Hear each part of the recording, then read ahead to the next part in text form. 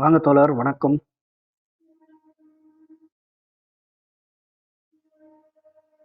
தோழர் பேசுறது கேக்குதுங்களா?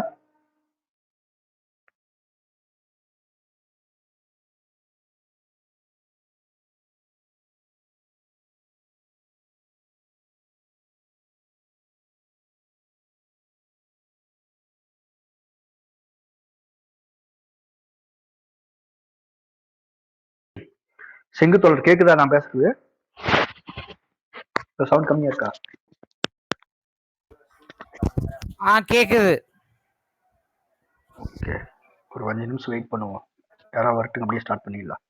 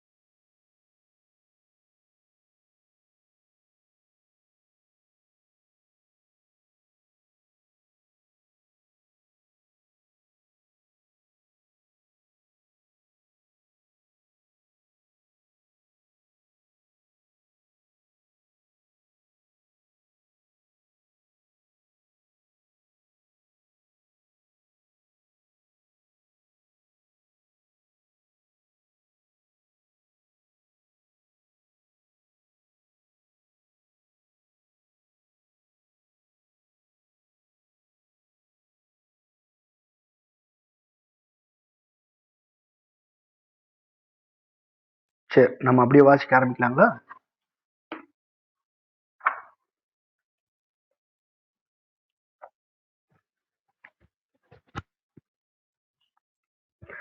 சமையலறை கதவை யாரோ ஓங்கி தட்டுவதை கேட்டு திடுக்கிட்டு விழித்தெழுந்தாள் தாய். கதவை தட்டியது யார்? எனினும் இடைவிடாது பலத்து தட்டிக் கொண்டே இருந்தார்கள். சுற்றிச்சூழ இருளும் அமைதியும் நிலவி இருந்தது. கதவை தட்டும் அந்த பலத்த ஓசை இருளினூடே பயபீதியை நிரம்பி ஒலித்தது. தாய் அவசர அவசரமாக எதையோ எடுத்து உடுத்திக்கொண்டு சமையல் அறைக்குள் சென்றாள். கதவருகே ஒரு கணம் தயங்கினாள். யார் இது? நான் தான். ஒரு பழகாத குரல். யார்? கதவை திறங்க. தாய் நாதங்கியை தள்ளினாள். கதவை காலால் தள்ளி திறந்தாள். இக்னாத் உள்ளே வந்தான். நான் இடமாறியெல்லாம் வரல, உற்சாகத்தோடு கத்தினான். அவனது இடுப்பு வரையிலும் சேறு திரித்து படிந்திருந்தது. அவனது முகம் கருத்து, கண்கள் குழிவிழுந்து போயிருந்தது. அவனது தொப்பிக்குள்ளிருந்து எல்லா பக்கத்திலும் அவனது சுருட்டை தலைமயிர் துருத்தி கொண்டு வெளியே வந்திருந்தது. நாங்க அபாயத்தில் இருக்கிறோம். கதவை அடித்துக் கொண்டு ரகசியமாக சொன்னான் அவன். எனக்கு தெரியும். அவள் கூறியதை கேட்டு அந்த வாலிபன் ஆச்சரியம் அடைந்தான். உங்களுக்கு எப்படி தெரியும்? அவள் சுருக்கமாக விளக்கி சொன்னாள். உன்னோட அந்த 2 தோழர்களையும் கூட அவங்க கொண்டு போயிட்டாங்க. அவங்க அங்க இல்ல. அவன் ஆழ்ந்த பெருமூச்செடுத்தான். லேசாக சிரித்து கொண்டே சொன்னான். நான் மட்டும் தப்பிச்சிட்டேன். இப்ப அவங்க என்ன தேடிட்டு இருப்பாங்கல்ல. நீ எப்படி தப்பி வந்த? கேட்டாள் தாய். நானா? ஒரு பெஞ்சின் மீது சுற்றுமுற்றும் பார்த்தான். ஒரு பெஞ்சின் மீது அமர்ந்து இக்னாத். அவங்க வர்றதுக்கு கொஞ்ச நேரத்துக்கு முன்னால இந்த காட்டுல வேலை செய்யற சிகாரி குடிசைக்கு ஓடி வந்து ஜன்னல தட்டினான். ஏய் ஜாக்கிரதைடா பசங்களா, அவங்க உங்களை தேடி வர்றாங்கன்னு சொன்னான். அவன் அமைதியாக சிரித்துக் கொண்டே முகத்தை கோட்டு துணியில் துடைத்துக் கொண்டான். சரி, கடப்பாரை வச்சு அடிச்சாலும் மிகையில் மாமாவை கொஞ்சம் கூட அசைக்க முடியாது. இக்னாத், நீ சீக்கிரமே நகரத்துக்கு போயிரு. அந்த பெரிய மனுஷன் உனக்கு ஞாபகம் இருக்குல்ல அப்படின்னு சொல்லி ஒரு சீட் எழுதி கொடுத்தாரு. நான் புதர்களுக்கு இடையிலே பதுங்கி பம்மி அவங்க கடந்து வந்துட்டேன். தான் செஞ்ச காரியத்தை எண்ணி அவனை திருப்திப்பட்டது போல் தெரிஞ்சது. சரி, நான் ஒரு நிமிஷம் உனக்கு தேநீர் தயார் செஞ்சு தரேன். சொல்லிக்கொண்டே தேநீர் பாத்திரத்தின் அருகே சென்றாள் தாய். இதோ அந்த சீட்டு. அவன் மிகுந்த சிரமத்தோடு முணுமுணுத்துக் கொண்டு வேதனையால் முகத்தை சுளுத்திக் கொண்டு தன் காலை எடுத்து பெஞ்சின் மீது போட்டான். நிகழாய் வாசல் நடையில் வந்து நின்றான். வணக்கம் தோழா. கண்களை சுருக்கி விழித்தவாறே சொன்னான் அவன். இருங்க, நான் உங்களுக்கு உதவுறேன். அவன் இக்னாத்தின் காலருகே குனிந்து காலுறைக்கு பதிலாக காலில் சுட்டப்பட்டிருந்த அழுக்கடைந்த ஈர துணிகளை அவிழ்த்து விட்டான். வேண்டாம், வியப்போடு கூறியவாறு அந்த வாலிபன் தன் காலை இழுத்துக் கொண்டே தாயை அதிசயத்தோடு பார்த்தான். அவன் காலில் கொஞ்சம் ஓட்கா மது தடவி தேய்ச்சி விடணும். என்று அவன் தன்னை பார்க்காமலே கூறினாள் தாய். ஆமா என்றான் நிகழாய். கலக்கத்தால் கனைத்து இருமிக் கொண்டான் இக்னாத். நிகழாய் அந்த சீட்டை எடுத்தான். கசங்கி இருந்த அந்த சீட்டை நீட்டி நிமிர்த்தி தன் கண்களுக்கு அருகே கொண்டு போய் அதை வாசித்தான். அம்மா, எங்க ஏக்கத்தை நீ கவனிக்காம விட்டுறாத. உன்னோட வந்தானே அந்த நட்ட பெண்ணு, அவகிட்ட சொல்லி எங்களோட காரியங்களை பத்தி இன்னும் அதிகமா எழுத சொல்லு. போய் வருகிறேன். ரீபின். நிகழாய் சீட்டை வைத்துக் கொண்டிருந்த கையை மெதுவாக தளர விட்டான். எவ்வளவு மகத்தானது என்று அவன் முணுமுணுத்தான். தனது காலில் அழுக்கடைந்த விரல்கள் சாக்கிரதையோடு தடவி பிடித்துக் கொண்டு அவர்களை பார்த்து கொண்டிருந்தான் இக்னாத். நீங்க எதுவும் செய்ய வேண்டாம், அமைதியா இருங்க. அவ பயத்தோடு கத்திக்கொண்டே காலை பெஞ்சுக்கடியில் இழுத்துக் கொண்டான். நீ காலை கொடு, சீக்கிரம் வேலை முடியட்டும். கொஞ்சம் ஓட்கா கொண்டு வரேன். அந்த பையன் தன் காலை மேலும் உள்ளிட்டுக் கொண்டான். என்ன நினைச்சிட்டுக்கிறீங்க? இது என்ன ஆஸ்பத்திரியா? முணுமுணுத்தான். தாய் அவனது அடுத்த காலில் சுற்றப்பட்டிருந்த துணிகளை அவிழ்த்திருந்தாள். இக்னாத் பலமாக தும்மிக் கொண்டு தற்களத்தை வேண்டா விருப்பாக தாயை குனிந்து பார்த்தான். மிகைல் இவானோவிச், இவங்களை அடிச்சிருக்கிறாங்க. நடுநடுங்கும் குரலில் சொன்னாள் தாய். உண்மையாவா? ஆமா. நிக்கோஸ்கி கொண்டு வரும்போது அவன் படு மோசமான நிலையில் இருந்தான். அந்த போலீஸ் தலைவனும் போலீஸ் சார்ஜென்ட்டும் அவனை அடிச்சிருக்கிறாங்க. முகத்துல அடிச்சிருக்கிறாங்க, உதைச்சிருக்கிறாங்க. உடம்பெல்லாம் ரத்தம். அடிக்கிறதுங்கிறது எவ்வளவு நல்லா இருக்குது பாரு அவங்களுக்கு. சரி இருக்கட்டும். இந்த வாலிபன் முகத்தை சுழித்துக் கொண்டே சொன்னான். அவனது தோள்கள் அசைந்து நடுங்கியது. அவங்கள பார்த்தா 1000 பேயை பார்த்த மாதிரி பயப்படுறேன். முஜீகளும் அவனை அடிப்பாங்க தானே? போலீஸ் தலைவனோட உத்தரவுல ஒருத்தன் மட்டும் அடிச்சான். ஆனா மத்தவங்க ஒண்ணும் செய்யல. அவங்க அவன் பக்கமா கூட சேர்ந்தாங்க. அவனை அடிக்கிறதுக்கு அவங்க எந்த உரிமை கிடையாதுன்னு கூச்சல் போட்டாங்க. அப்படியா? யார் யார் எந்த பக்கம் இருந்தாங்க? ஏன் இருக்கிறாங்க? முஜீக்கள் தெரிஞ்சுக்க ஆரம்பிச்சிட்டாங்க. அவங்க மத்தியில சில புத்திசாலிகளும் இருக்கிறாங்கப்பா. புத்திசாலிகள் எங்கதான் இல்லாம இருக்காங்க? தேவைதான் அவங்கவுங்க இருக்கிற இடத்துல இருக்கத்தான் செய்யுது. அவங்களை கண்டுபிடிக்கிறது தான் கொஞ்சம் சிரமமா இருக்கு. நிகழாய் ஒரு பாட்டில் ஓட்கா மதுவை கொண்டு வந்தான். தேநீர் அடுப்பில் கொஞ்சம் கரியள்ளி போட்டான். பிறகு ஒன்றுமே பேசாமல் வெளியே நின்றான். ஏக்நாத் வாய் பேசாத அவனையே கவனித்தான். இந்த கணவன் யாரு? டாக்டரா? நிகழாய் வெளியே போன பிறகு தாயை பார்த்து கேட்டான். நமக்குள்ள கணவான் எல்லாம் கிடையாது. இங்க நம்ம எல்லாருமே தோழர்கள் தான். இது எனக்கு ரொம்ப விசித்திரமா இருக்கு சொன்னான் ஏக்நாத். அவனது புன்னகையில் அவனது சந்தேகம் குழப்பமும் தெரிந்தது. எது விசித்திரம்? இல்ல பொதுவா எல்லாரும் ஒரு புறத்துல மூக்குல ரத்தம் வர்ற அளவுக்கு அடிக்கிறாங்க. இன்னொரு பக்கம் சிலர் காலை கழுவி சுத்தம் செய்யற அளவுக்கு வர்றாங்க. ரெண்டுக்கும் மத்தியில நான் யாரா இருக்கிறது? கதவு திறந்தது. நிகழாய் பேசினான். ரெண்டுக்கும் மத்தியில வேறு சிலர் இருக்கிறாங்க. அவங்க முகத்துல குத்துறவங்களோட கரங்களை நசுக்கி கொடுக்கறாங்க. ரத்தம் பொங்கி வெளியிற முகங்களை கொண்ட மனிதங்களை உதிரத்தை உறிஞ்சுறாங்க. அவங்களுக்கு மத்தியில தான் இருக்கிறாங்க. இக்னாத் அவனை மரியாதையோடு பார்த்தான். உண்மையை தொட்டுவிட்ட மாதிரி தெரியுது. ஒரு கணம் கழித்து சொன்னான் அவன். அந்த வாலிபன் எழுந்து கொஞ்ச தூரம் நடந்தான். புதுக்கால்கள் மாதிரி ஆயிடுச்சு, ரொம்ப நன்றி. பிறகு அவன் சாப்பாட்டு அறைக்குள் தேநீர் பருகச் சென்றான். உள்ளத்தை தொடும் ஆழ்ந்த குரலில் இக்னாத் தன் வாழ்க்கையை பற்றி அவனுக்கு சொல்லத் தொடங்கினான். நான் தான் நமது பத்திரிகை விநியோகம் செய்வது, நடந்து திரிவதில் நான் தான் சளைக்காதவன். கிராமப்புறத்தில் நம்ம பத்திரிகை நிறைய பேர் வாங்குறாங்களா? படிச்சவங்க எல்லாரும். அவங்க பணக்காரரா இருந்தாலும் வாசிக்கிறாங்க. ஆனா பணக்காரங்க அதை நேரம் நம்ம கிட்ட வாங்குறது இல்ல. விவசாயிக பணக்காரங்களோட நிலங்கள்ல எடுத்துட்டு போறாங்க அப்படிங்கிறதும், அப்ப அந்த நிலச்சு வந்தாருங்கிட்ட இருந்து ரத்தத்தை சிந்தி தயாரா இருக்கிறாங்கல்ல, அவங்களுக்கு தெரிஞ்ச விஷயம் தானே. பண்ணையாரோட நிலத்தை புடுங்கி அதை பங்கு போட்டு பண்ணையடிமைக்கு இல்லாம செய்ய போறாங்க. எல்லாம் தெரியாமையா இருக்குது? இதெல்லாம் தெரிஞ்சங்காட்டித்தான் அவங்க கிட்ட சண்டை போட வேண்டியதா இருக்கு. அவன் மனம் புண்பட்டு போனது மாதிரி தோன்றியது. அவன் நிகழாயை அவநம்பிக்கையோடு எதையோ கேட்கும் பாவனையோடு பார்த்தான். நிகழாய் புன்னகை புரிந்தான். எதுவும் பேசல. இந்த உலகம் பூராமே நம்ம இன்னைக்கு எதிர்த்து போராடி எல்லாத்தையும் அடக்கியால முடிஞ்சாலும் நாளைக்கு மறுபடியும் உலகம் ஒரு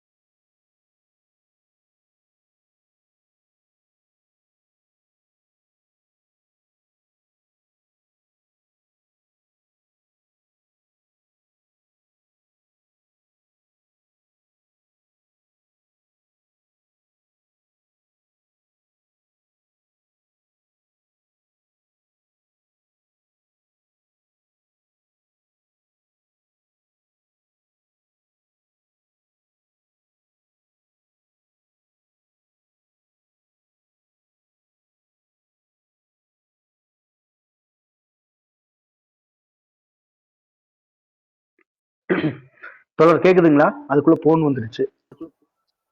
கொஞ்சம் கட் ஆயிருச்சு. கண்டினியூ பண்ணுங்க. அதான் போன் வந்துருச்சு இடையில.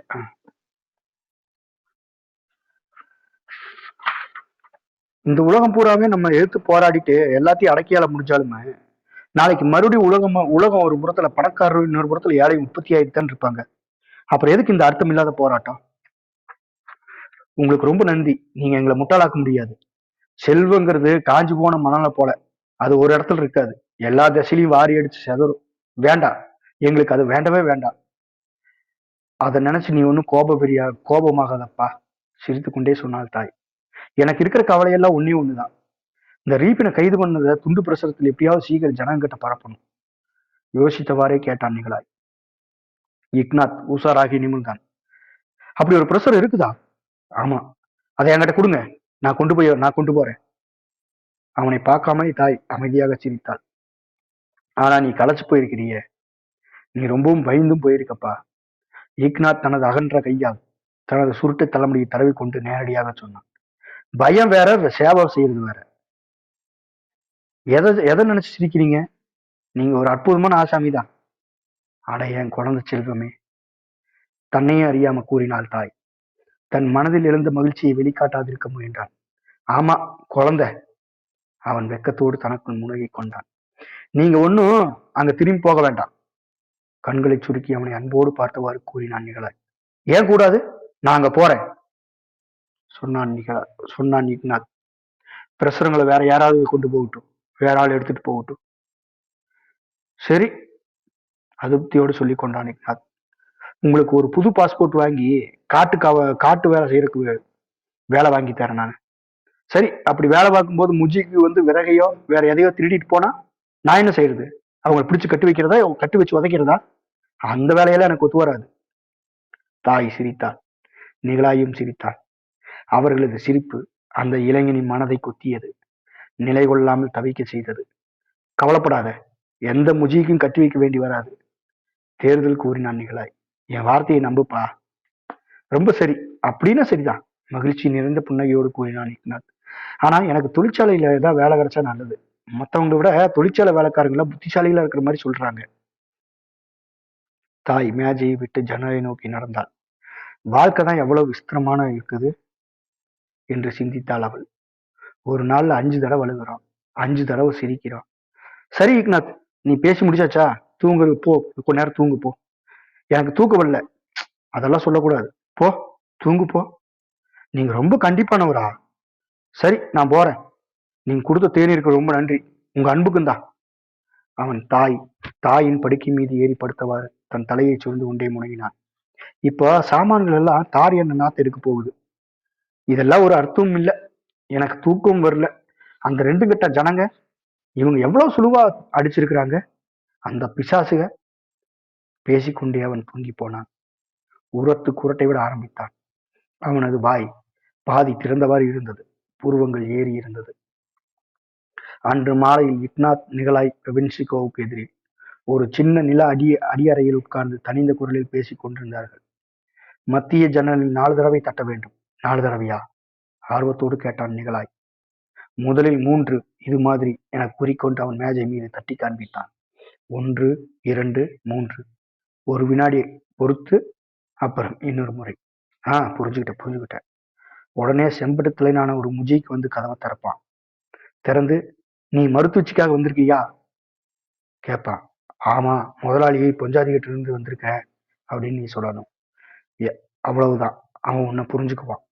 அவர்கள் இருவரும் ஒருவோடு ஒருவர் தலையோடு தலை முட்டுமாறு உட்கார்ந்திருந்தனர். இருவரும் குண்டுக்கட்டான பலசாலிகள். அவர்கள் இருவரும் தனிந்த குரலில் பேசிக் கொண்டிருப்பதை தாய் தன் மார்பின் கரங்களை கோர்த்தவாறு கவனித்துக் கொண்டிருந்தாள். அவன் கூறிய மர்மமான சங்கேத சொற்களையும் தட்டுவதன் அர்த்தபாவத்தையும் காண அவளுக்கு வேடிக்கையாக இருந்தது. இன்னும் இவங்க சின்ன பிள்ளைகதான் தனக்குள் நினைத்துக் கொண்டாள். சுவரில் இருந்த விளக்கு ஒரு நெளிந்து போன பழைய வாளியையும் மூளையில் தரையில் கிடக்கும் தகர தொட்டிகளையும் தகட்டு குப்பைகளையும் ஒளி செய்து கொண்டிருந்தது. அந்த அறை முழுவதும் நீரூற்றும் நாற்றமும் எண்ணெயின் சாய வாடையும் துர்நாற்றமும் நிறைந்திருந்தது. இக்னாத் தொளதொளத்த துணியால் தைக்கப்பட்ட கனத்த கோட் அணிந்திருந்தான். அது அவனுக்கு மிகவும் பிடித்தது போல் தோன்றியது. அந்த கோட்டின் கையை ஆசையுடன் அவன் தடவி கொடுத்ததை தாய் பார்த்தாள். அவன் தன் கழுத்தை திருப்பி தன்னை தானே நன்கு பார்த்து கொண்டான். குழந்தைக இவங்கெல்லாம், நல்ல குழந்தைக, மனதுக்குள் நினைத்து கொண்டாள். ரொம்ப சரி என கூறிக்கொண்டு எழுந்தான் இக்னாத். முதல்ல மராத்தா வீட்டுக்கு போயிட்டு தாத்தாவை பத்தி கேட்க மறந்துடாது. மறக்கல. ஆனால் இக்னாத் பூர்ண திருப்தி ஏற்படவில்லை. தான் சொல்லிக் கொடுத்த சமிக்கையும் சங்கதங்களையும் திரும்ப ஒரு முறை சொல்லிவிட்டு தன் கரத்தை நீட்ட போனான். அவங்களுக்கு என் நன்றியை சொல்லு. அவங்க எவ்வளவு நல்ல மனுஷங்க, நீயே பாப்ப போ. அவன் தனக்குத்தானே மகிழ்ச்சியோடு பார்த்து கொண்டு தன் கோட்டை தட்டிவிட்டு கொண்டான். நம்ம போறதுக்கு நேரமாயிடுச்சா? அவன் தாயிடம் கேட்டான். உனக்கு வழி தெரியுமா? கண்டுபிடிச்சிட்டு போயிடுவேன். சரி, போயிட்டு வர தோழர்களே. அவன் வெளியே சென்றான். நிமிர்ந்த மார்போடும் அகன்ற தோளோடும் பாக்கெட்டுக்குள் கைகளை லாபகமாக இட்டவாறு அவன் வெளியே சென்றான். அவனது சுருட்டை தலையின் வெளிர்மை கற்றைகள் அவனது நெற்றி பெருந்துளைகளில் ஊசலாடியது. ஒரு வழியா எனக்கு இப்போ ஒரு வேலை கொடுத்துட்ட சொல்லிக்கொண்டே நிகழாய் தாயின் பக்கம் மெதுவாக வந்தான். ஏன்டா ஜெயிலை விட்டு வெளியே வந்தோன்னு முதல்ல இருந்துச்சு. வந்த புதுசுல ஒரே எரிச்சல். இங்க வந்து ஒரு வேலையும் செய்யாம இரவும் பகலும் மறைஞ்சிட்டே இருக்குது. என்ன வேலை?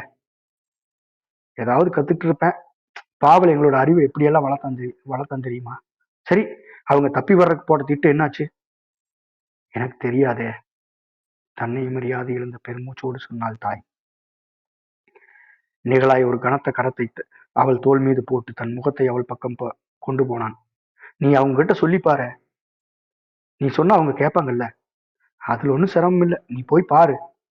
ஜெயில சிவர் இருக்கா, அதுக்கு அடுத்தால் போல ஒரு தெருவிளக்கு, அதுக்கு எதிர்த்தாப்புல ஒரு வெட்டவெளி மைதானம், கொஞ்சம் இடது ஓரமா ஒரு இடுகாடு, வலது புறம் தெருக்களும் வீடுகளும். ஒவ்வொரு நாளும் தருவேன், விளக்க தொடச்சி சுத்தம் செய்ய வருவான். அவன் ஜெயிலையும் சுவர் மேல ஏணி வச்சு அது மேல ஏறி ஜெயில இருக்கிற அந்த செங்கல் தூண்ல ஒரு நூலேணி கட்டி ஜெயிலுக்குள்ள அதை இறக்கிட்டா போதும். அப்புறம் அவன் போயிட வேண்டியதுதான். ஜெயிலுக்குள்ள இருக்கிறவங்க இது எப்போ நடக்கும் அப்படிங்கிறது மட்டும் நல்லா தெரிஞ்சிருந்தா போதும். அவங்க சாதாரண கிரிமினல் கைதிகளோட வம்பு இழுத்து பேசி ஒரு கலவரத்தை கிளப்பணும். இல்லைன்னா அவங்களுக்குள்ளேயே அவங்க கலாட்டா செய்யணும். ஜெயிலுக்குள்ள காவலாளியை கண்டுபிடிச்சிடாத மாதிரி அவங்க கவனத்தை கொஞ்சம் கொஞ்சமா தசை திருப்பணும். இதுக்குள்ள தப்பி ஓடி வர்றவங்க ஏணி வழியா ஏறி வெளியே வந்துட வேண்டியதுதான். 1, 2, 3 அவ்வளவுதான். அதுக்குள்ள எல்லாம் முடிஞ்சிடணும். இதுதான் சுலபமான வழி. அவன் தன்னோட திட்டத்தை கைகளை ஆட்டி செயலியை காட்டி விளக்கியதால் அவன் கூறிய விஷயங்கள் எல்லாம் தெளிவாகவும் புத்திசாலித்தனமாகவும் எளிதாகவும் தோன்றியது. நிகழாயை அவள் எப்போதும் ஒரு அசமந்த பேர்வழியாகவே கருதி வந்தான். முன் எல்லாம் அவன் எந்த விஷயத்தையும் பகை உணர்ச்சியோடும் அவநம்பிக்கையோடும் பார்ப்பான். இப்போது அவன் புனர்ஜென்மம் எடுத்த மாதிரி முற்றிலும் மாறி போய்விட்டான். அவனிடம் காணப்பட்ட நிதானமும் அன்பும் தாயின் இதயத்தை கவர்ந்தது, பரவசப்படுத்தியது. கொஞ்சம் யோசிச்சு பாரு. அவங்க இந்த பகல்ல செய்ய முடியுமா? ஜெயிலுக்கு இருக்கிற எல்லாருமே முடிச்சுட்டு இருக்கும்போது நடமாடிட்டு இருப்பாங்க. ஒரு கைதி தப்பிச்சு ஓடனான்னு வைங்க, யாருனால சந்தேகப்பட முடியும்? அவங்க சுட்டுத்தர மாட்டாங்களா? நடுங்கி கொண்டே கேட்டாள் தாய். யாரு? சிப்பாய்கள் இல்ல, அந்த காவலாளிகள்லாம் தங்களோட கைத்துப்பாக்கிகளை வச்சு ஆணியா வச்சுதான் வளர்க்கும். நீ சொல்றத பார்த்தா ரொம்ப எளிமையத்தான் தோணுது எனக்கு. நீ ஏன் பாரு, நீ அவங்க கிட்ட இது விஷயமா பேசிப்பாரு. நான் எல்லாம் தயார் செஞ்சு வைக்கிறேன். நூலறி செவரில் அறைய வேண்டியது கொக்கி எல்லாம் தயார். இங்க என் வீட்டுக்காரன் இருக்கிறானே, அவன் தான் விளக்கேற்றுற நபரா இருக்கிறான். கதவுக்கு அந்த புறத்தில் யாரோ இருமி கொண்டு தடவி தடவி நடந்து வந்தார்கள். ஏதோ ஒரு தகரத்தை உருட்டி ஓசை உண்டாக்கும் சத்தம் கேட்டது. அது அவன்தான் என்றான் நிகழாய். வாசல் நடையில் ஒரு தகர குளியல் தொட்டி முதலில் தெரிந்தது. அதைத் தொடர்ந்து ஒரு கரகரத்த குரல் ஒலித்தது. ஏ பிசாசே, உள்ள போய் தொலைய. அந்த தகர தொட்டிக்கு மேலாக ஒரு மனிதனின் முகம் தெரிந்தது. சுமூக பாவமும் துருத்திய கண்களும் நரைத்த தலையும் மீசையுமாக காட்சியளித்தான் அவன். நிகழாய் அந்த தொட்டியை உள்ளே இழுத்து அவனுக்கு உதவி செய்தான். தொட்டி உள்ளே வந்த பிறகு நட்டையான கூனிப்போன அந்த மனித உருவத்தை அவர்கள் கண்டார்கள். தாடியற்ற கன்னத்தை புடைக்கச் செய்ய பலத்த இருமலோடு அவன் இருமியவாறு துப்பினான். பிறகு தன் விருந்தாளிகளை பார்த்து வரவேற்றான். உங்களுக்கெல்லாம் நலம் உண்டாகட்டும். இதா இவனையே கேள என்று சொன்னான். என்ன கேட்கறது? ஜெயிலிருந்து தப்பிக்கிறது பத்தி தான். அதுவா? அந்த தகர தொழிலாளி சொல்லிவிட்டு தனது கரைபிடிந்தவர்களால் மீசியை தடவி விட்டுக் கொண்டான். அது ரொம்ப சுலபமான காரியம். சொன்னா இவன் நம்ப மாட்டான். நம்பலையா? அப்படின்னா அவளுக்கு அதுல விருப்பம் இல்லைன்னு எனக்கு நினைக்கிறேன். உனக்கு எனக்கு விருப்பம் இருக்குது, அதனால நாம இதை நம்புறோம், அமைதியாக சொன்னான் அவன். திடீரென்று அவன் முதுகை குனிந்து இருமத் தொடங்கினான். அந்த தொண்டை புகைச்சல் ஓய்ந்து அடங்கியதும் அவன் தன் நெஞ்சில் கையால் தடவி கொடுத்தவாறு அறையின் மத்தியில் நின்று தனது முட்டை கண்களால் தாயையே கவனித்தான். பாவலும் அவனோட தோழர்களும் இந்த விஷயத்துல தீர்மானம் எடுப்பாங்க என்றாள் தாய். நிகழாய் ஏதோ சிந்தித்தவாறு தலையை தொங்க விட்டான். யார் அது பாவல்? கேட்டுக்கொண்டே ஒரு இடத்தில் அமர்ந்தான் அந்த தொழிலாளி. என் மகன். அவன் முழு பேர் என்ன? பாவல் விலாசவ். அவன் தலையை அசைத்தான். புகைக்குழாயை எடுத்து அது புகையிலையை நிரப்பத் தொடங்கினான். அவனை பத்தி கேள்விப்பட்டிருக்கேன். என் மருமகனுக்கு அவனை தெரியும். என் மருமகனும் ஜெயில தான் இருக்கான். அவன் பேரு எவன்ஸுகோ. கேள்விப்பட்டிருக்கியா? என் பேரு கோபுன். அவங்க போற போக்குல ஊர்ல இருக்கிற இளைஞர்கள் எல்லாத்தையுமே ஜெயில பிடிச்சி தள்ளிட்டாங்க. நம்மள மாதிரி இருக்கிற இந்த கேள்வி வெட்டிகளை மட்டும் வெளியவே இருக்க விட்டுருக்குறாங்க. என் மருமகனை சைபீரியாவுக்கு அனுப்ப போறதா ஒரு போலீஸ்காரங்க சொன்னான். செய்வாங்க அந்த நாயக. அவன் நிகழாயிடம் திரும்பி புகை குழாயை தம் பிடித்து இழுத்து கொண்டே அடிக்கொரு தடவை தரையில் காய் துப்பிக் கொண்டிருந்தான். அப்படின்னா அவளுக்கு இதுல விருப்பம் இல்லையா? அதான் அவபாடு. ஒருத்தர் சுதந்திரமா இருந்தா தான் உட்கார்ந்து களைச்சு போனாலும் கொஞ்ச தூரமாவது நடந்து பார்க்கலாம். நடந்து களைச்சு போனாலும் கொஞ்ச நேரமாவது உட்கார்ந்து பார்க்கலாம். ஆனா அவங்க உன்னை கொள்ளையடிச்சா கண்ணை மூடிக்கா, அடிச்சா அடி வாங்கிக்க, அழாத, கொன்னா அப்படியே செத்துப்போ. இது எல்லாத்துக்கும் தான் தெரியும். என்னானாலும் சரி, நான் என் சகோதரியை வெளியே கொண்டு வரத்தான் போறேன். நிச்சயமா கொண்டு வந்துருவேன். அவன் அந்த சின்னஞ்சிறு வாக்கியங்களை சொன்ன விதத்தை கண்டு தாய் வியப்படைந்தாள். இறுதி வார்த்தைகளில் ஒரு விதத்தில் பொறாமை உணர்ச்சி கூட ஏற்பட்டது. தெரு வழியாக குளிர்காற்று முகத்தில் அறையும் மழையிலும் நடந்து வரும்போது கூட அவள் நிகழாயை பற்றியே சிந்தித்துக் கொண்டிருந்தாள். அவன் எவ்வளவு மாறிட்டா, எப்படி மாறினா? அவள் கோபனை பற்றி நினைவு கூர்ந்தாள். பிரார்த்திப்பது போல் தனக்குள் தானே பணிவுடன் நினைத்துக் கொண்டாள். வாழ்க்கையை பத்தி புதிய அபிப்பிராயம் வச்சிருக்கிறவ நான் ஒருத்தி மட்டும்தான் நினைச்சேன். இல்ல, நிறைய பேர் இருக்காங்க. அந்த சமயத்தில் அவளது இதயத்தில் மகனை பற்றிய சிந்தனை இருந்தது. அவன் மட்டும் இதுக்கு சம்மதிச்சிட்டானா? அடுத்த ஞாயிற்றுக்கிழமை என்று அவள் சிறைச்சாலை ஆபீஸில் பாவலை சந்தித்து விட்டு விடைபெற்றுக் கொண்டிருந்தாள். அந்த சமயத்தில் அவள் கைக்குள் ஒரு காகித உருண்டையை வைத்து அழுத்துவதை தாய் உணர்ந்தாள். கையில் சூடுபட்ட மாதிரி அவள் திடுக்கிட்டு போனாள். தன்னுடைய மகனது முகத்தை கூர்ந்து கவனித்தாள். எனினும் அதில் அவளுக்கு எந்த பதிலும் கிடைக்கவில்லை. பாவலின் நீல கண்கள் வழக்கம் போலவே அமைதியோடும் அழுத்தத்தோடும் சிரித்துக் கொண்டிருந்தது. வருகிறேன், பெருமூச்சோடு சொன்னாள் அவள். மீண்டும் ஒரு முறை அவளது மகன் தன் கரத்தை நீட்டினான். அவனது முகத்தில் அன்பின் சாயை படர்ந்தோடியது. போய் வா அம்மா. அவள் அவனை போக விடாமல் அப்படியே நின்றாள். கவலைப்படாத, கோபம் படாத என்றான் அவன். இந்த வார்த்தைகளும் அவனது நெற்றியிலே அழுத்தி தோன்றிய உறுதியான ரேகையும் அவளுக்கு பதிலளித்தது. அட கண்ணே என்று தலையை தாழ்த்தி கொண்டே சொன்னாள். நீ என்ன சொல்ற? அவனை மீண்டும் ஒரு முறை நிமிர்ந்து பார்க்காமலே அவள் வெளியே வந்தாள். தனது கண்களில் பொங்கும் கண்ணீரை நடுங்கும் உதடுகளையும் தன் மகன் பார்த்துவிடக் கூடாது என்று தவிப்பின் பொருட்டு வெளிவந்து விட்டாள். வீட்டுக்கு வந்து சேர்கிற வரையிலும் அந்த காகித உருண்டையை வாங்கிய கரம் கனத்து தொங்குவது போலவும் தோளில் ஓங்கி அறை வாங்கியது போலவும் அதனால் அது வலியெடுத்து வேதனைப்படுவது போலவும் அவளுக்கு தோன்றியது. வீட்டுக்கு வந்த மாத்திரத்தில் அவள் அந்த காகிதத்தை நிகழாய் இவனாவிச்சிடம் கொடுத்தாள். கொடுத்துவிட்டு அவன் அந்த காகிதத்தை விரித்து பிரித்து படிக்கத் தொடங்கும் வரையில் இதயத்தில் நம்பிக்கை படபடத்து துடித்துக் கொண்டிருக்க அப்படியே காத்து நின்றாள். ஆனால் நிகழாய் அவற்றை கவனிக்கவில்லை. ஆமாம், அவன் அதைத்தான் எழுதியிருக்கான் என்று சொல்லிவிட்டு வாசிக்கத் தொடங்கினான். தோழர்களே, நாங்கள் தப்பி வருவதற்கு முயல மாட்டோம். எங்களால் முடியாது, எங்களில் எவராலும் முடியாது. அப்படி செய்தால் நாங்கள் எங்கள் சுயமரியாதையை இழந்து விடுவோம். ஆனால் சமீபத்தில் கைதான அந்த விவசாயிக்கு நீங்கள் உதவ முயலுங்கள். அவனுக்கு உங்கள் கவனிப்பு தேவை. நீங்கள் உங்களால் முடிந்ததை எல்லாம் அவனுக்கு செய்யுங்கள். அவன் அதற்கு தகுதியானவன். அவனுக்கு இங்கு பொழுது போவதே பெரும்பாடாய் இருக்கிறது. ஒவ்வொரு நாளும் அவன் அதிகாரிகளோடு சண்டை பிடித்துக் கொண்டிருக்கிறான். ஏற்கனவே அவன் இருள் கொட்டடியில் 24 மணி நேரம் கிடந்து வருகிறான். அவர்கள் அவனை சித்திரவதை செய்தே கொன்று விடுவார்கள். நாங்கள் அனைவரும் அவன் சார்பில் கோரிக்கை கொடுக்கிறோம். அம்மாவுக்கு ஆறுதல் சொல்லுங்கள். அவளுக்கு எல்லாவற்றையும் சொல்லுங்கள். அவள் புரிந்து கொள்வாள். தாய் தன் தலையை உயர்த்தி அமைதியோடு நடுங்கும் குரலில் சொன்னாள். சொல்றதுக்கு என்ன இருக்கு? எல்லாம் புரியுதா?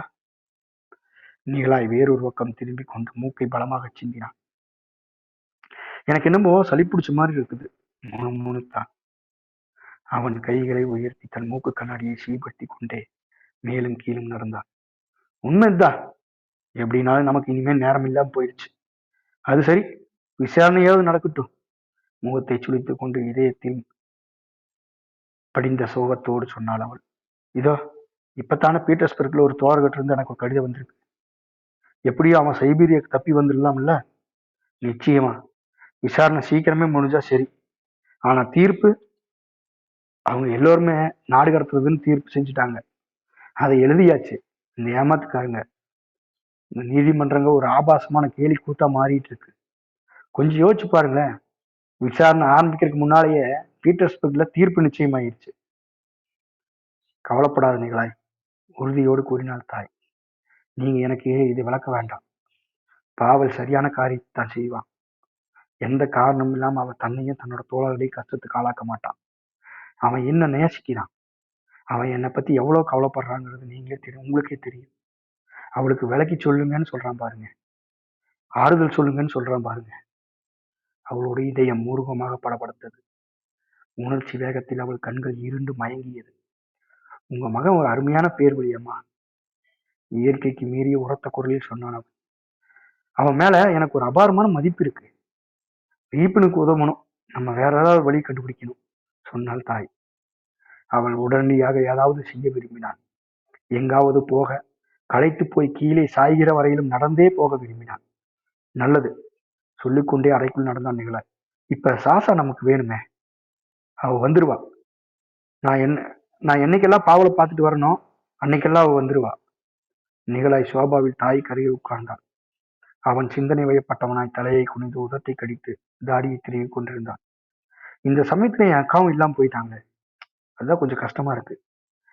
பாவல் அங்க இருக்கும்போது நாம இந்த காயத்தை செஞ்சு முடிச்சிட்டா நல்லது. அவனும் அதை நினைச்சு சந்தோஷப்படுவான் சொன்னாள் தாய். அவங்க 2 பேரும் கொஞ்ச நேரம் மௌனமாக இருந்தார்கள். அவனுக்கு ஏன் இதுல விருப்பம் இல்லை, எனக்கு புரியவே இல்லை சொன்னாள் தாய். நிகழாய் துள்ளி எழுந்தான். அதற்குள் வாசலில் மணி அடித்தது. இருவரும் ஒருவரை பார்த்து கொண்டனர். சாசாவாத்தான் இருக்கும் பொதுவாக சொன்னான் நிகழாய். அவகிட்ட இதை எப்படி சொல்றது? முணுமுணுத்து கொண்டே கேட்டாள் தாய்.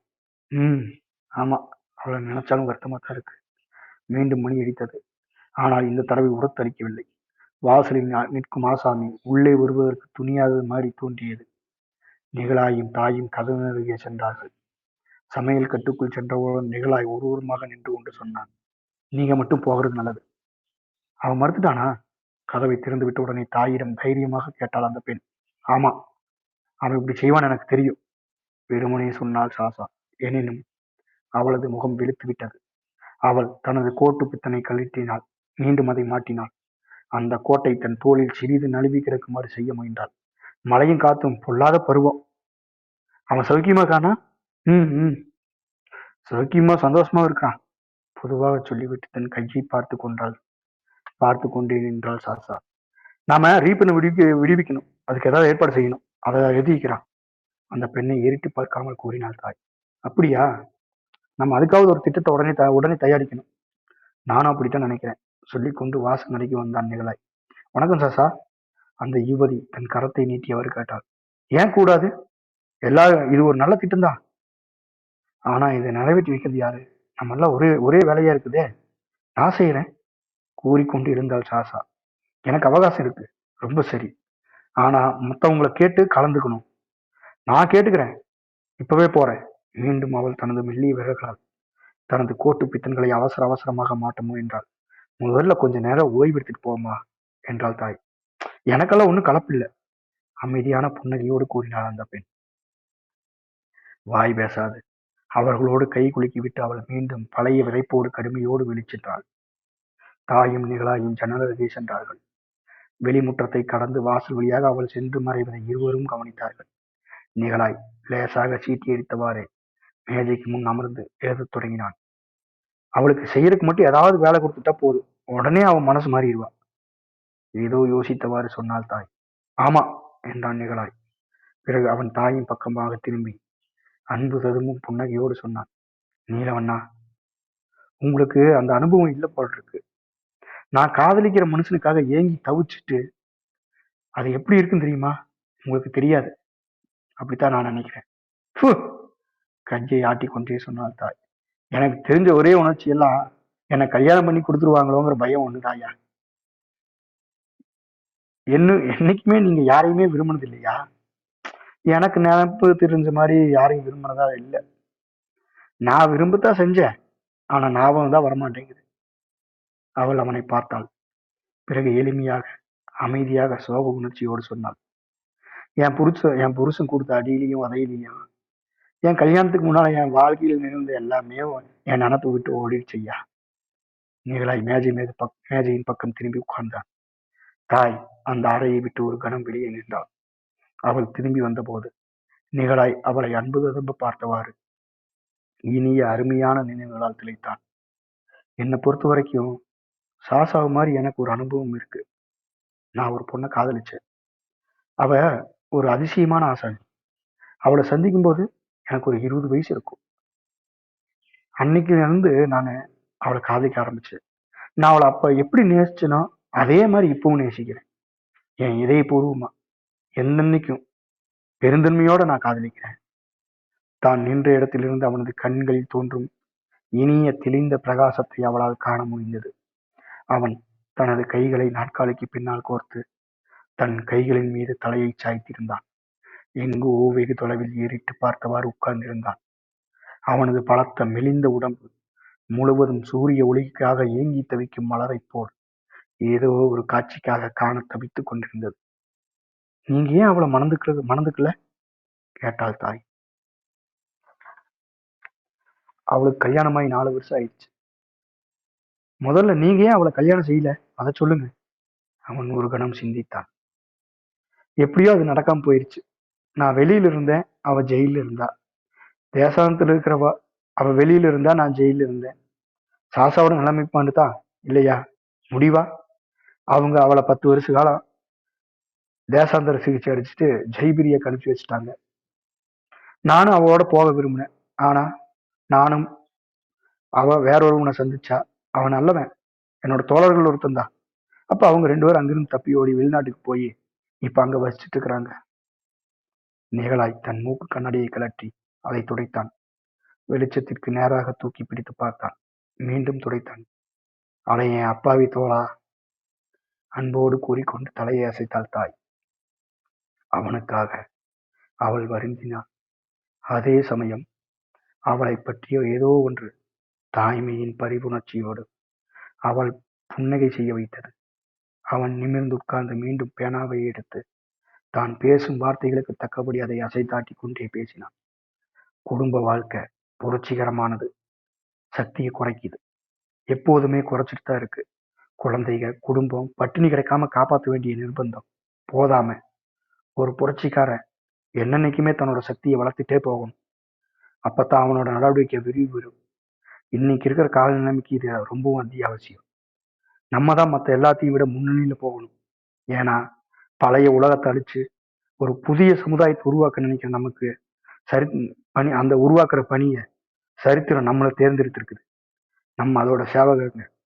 தொழிலாளர்களான நாம கொஞ்சம் பின்தங்கினாலும், சோர்வு காலானாலும், இல்ல வேற ஏதாவது ஒரு சில்லறை வெற்றியில மன செலுத்தினாலும், ஒரு பெரும் தவற செஞ்ச குத்தத்துக்கு நம்ம இயக்கத்தை காட்டி கொடுப்பது மாதிரி ஒரு பெரிய மாபெரும் குத்தத்துக்கு ஆளாகிடுவோம்.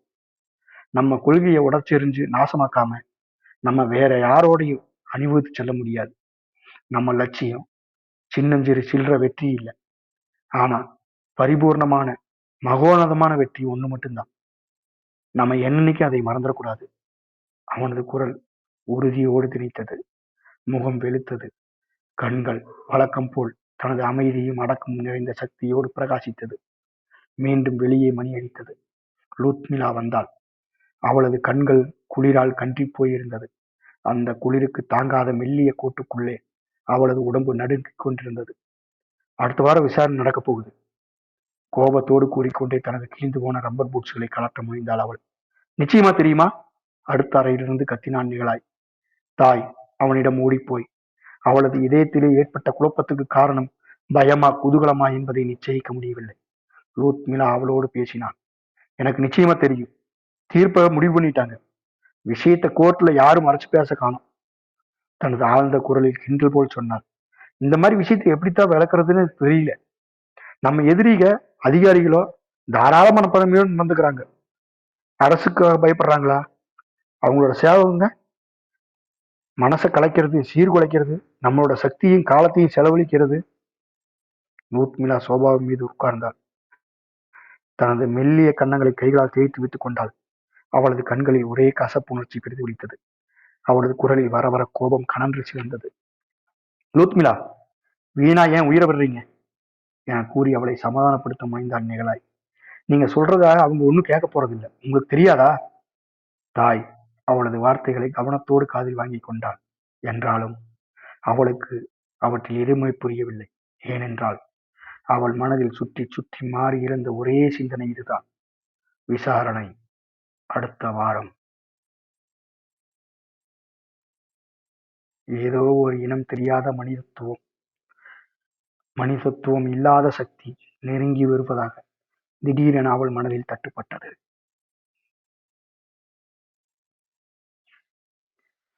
திகைப்பும் சோர்வும் கவர்ந்து சூழ்ந்த மனதோடு தாய் மேலும் 2 நாட்கள் வரை பழு நிறைந்த சோகத்தோடு காத்திருந்தாள். 3வது நாளன்று சாசா வந்தாள். நிகழாயிடம் பேசினாள். எல்லாம் தயார், இன்னைக்கு 1 மணிக்கு. அவ்வளவு சீக்கிரமா? அதிசயித்து கேட்டான் அவன். ஏன் கூடாது? ரீபனுக்காக துணிமணி மட்டும்தான் வாங்கணும். போய் போய் உனி இறந்துடுறதுதான் பாக்கி. மற்றதெல்லாம் கோபடி முடிச்சுட்டான். ரீபின் ஏதோ ஒரு தெருவை மட்டும் தான் கடந்து வர வேண்டும். உடனே மாறு வேஷத்தில் இருக்கிற நம்ம நிகழாயி அவனை சந்திச்சு அவன் மேல ஒரு கோட்டை போட்டு மூடி தலையில ஒரு தொப்பியை வச்சுட்டு அவனை கூட்டிட்டு போயிடுறதுதான்.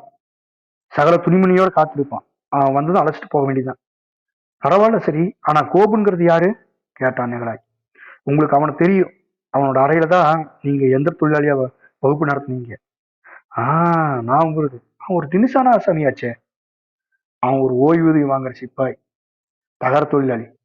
அவனுக்கு அறிவு வளர்ச்சி காணாதுதான். ஆனாலும் பலாத்காரத்தை அவன் முழுமூச்சோட எதிர்க்கிறான். அவன் ஒரு தினுசான தத்துவவாதியா இருக்கான் ஐயா. கூறிக்கொண்டே ஜன்னலுக்கு வெளியே பார்த்தாள் சாசா. தாய் வாய் பேசாத அவள் கூறியதை கவனித்துக் கொண்டிருந்தாள். அவள் மனதில் ஒரு மங்கிய எண்ணம் வளர்ந்தது. கோபுன் அவனோட மருமகனை விடுவிக்க நினைச்சானே, ஞாபகம் இருக்கா? உங்களுக்கு கூட அவனை பிடிச்சிருந்துச்சு. எப்பவுமே அவன் ஒரு அந்த சுத்தக்கார பகட்டன் ஆசாமி தானே. நிகழாய் தலையாசத்தான். அவன் சகல ஏற்பாடையும் செஞ்சுட்டான். மேலும் தொடங்கினாள் சாசா. ஆனா நம்ம முயற்சி வெற்றி அடையுமாங்கிறது தான் எனக்கு கொஞ்சம் சந்தேகம் தோண்டிட்டு வருது. எல்லா கைதியும் வெளியே காத்து வாங்கறதுக்கு வந்துட்டு இருக்கிற வேலையில தான் இது நடக்க போகுது. ஆனா இந்த சமயத்துல அவங்க இந்த ஏணியை பார்த்துட்டாங்கன்னா பல பேர் அதை உபயோகிச்சு தப்பி ஓடுறதுக்கு நினைக்கலாம். அதுதான் கொஞ்சம் பயமா இருக்கு. அப்படின்னா அவங்க ஒருத்தருக்கு ஒருத்தர் முண்டியடிச்சு காயத்தை கெடுத்துருவாங்களே. 3 பேர் ஜன்னலுக்கு நிக்கிறாங்க. நிகழாய் சாசா பின்னால தாய் நின்றுட்டு இருப்பாங்க. அவங்க 2 பேரும் விறுவிறுப்பான பேச்சு தாயோட உள்ளத்துல பல உணர்ச்சிகளை எழுப்பியது. நானும் போகட்டுமா திடீர்னு கேட்டாள் அவள். ஏன்? இல்ல நீங்க போக வேண்டாம்மா, ஏதாவது நடந்துட போகுது. தாய் அவனை பார்த்தா. இல்ல, நான் போகணும் மெதுவாக ஆனால் உறுதியோடு சொன்னாள் அவள். இருவரும் ஒருவரோடு ஒருவர் சட்டென பார்த்து கொண்டார்கள். எனக்கு புரியுது சொல்லிக்கொண்டே தோலை குலுக்கிக் கொண்டாள் சாசா. பிறகு அவள் தாயின் பக்கமாக திரும்பி அவனது கையை பிடித்தெடுத்து தாயின் உள்ளத்தை தொடும் எளிய குரலில் பேசினான். ஆனா நீங்க சிந்திச்சு உணரணும். அப்படி நடக்கும்னு வீணா நம்பிக்கையில இருக்காதீங்க. அன்பே. நடுங்கும் கைகளால் அவளை இழுத்து அணைத்துக் கொண்டே கத்தினாள் தாய். என்னையும் கூட்டிட்டு போங்க. நான் ஒன்றும் உங்க வழிக்கு இடைஞ்சலா இருக்க மாட்டேன். நான் போகத்தான் போகணும்.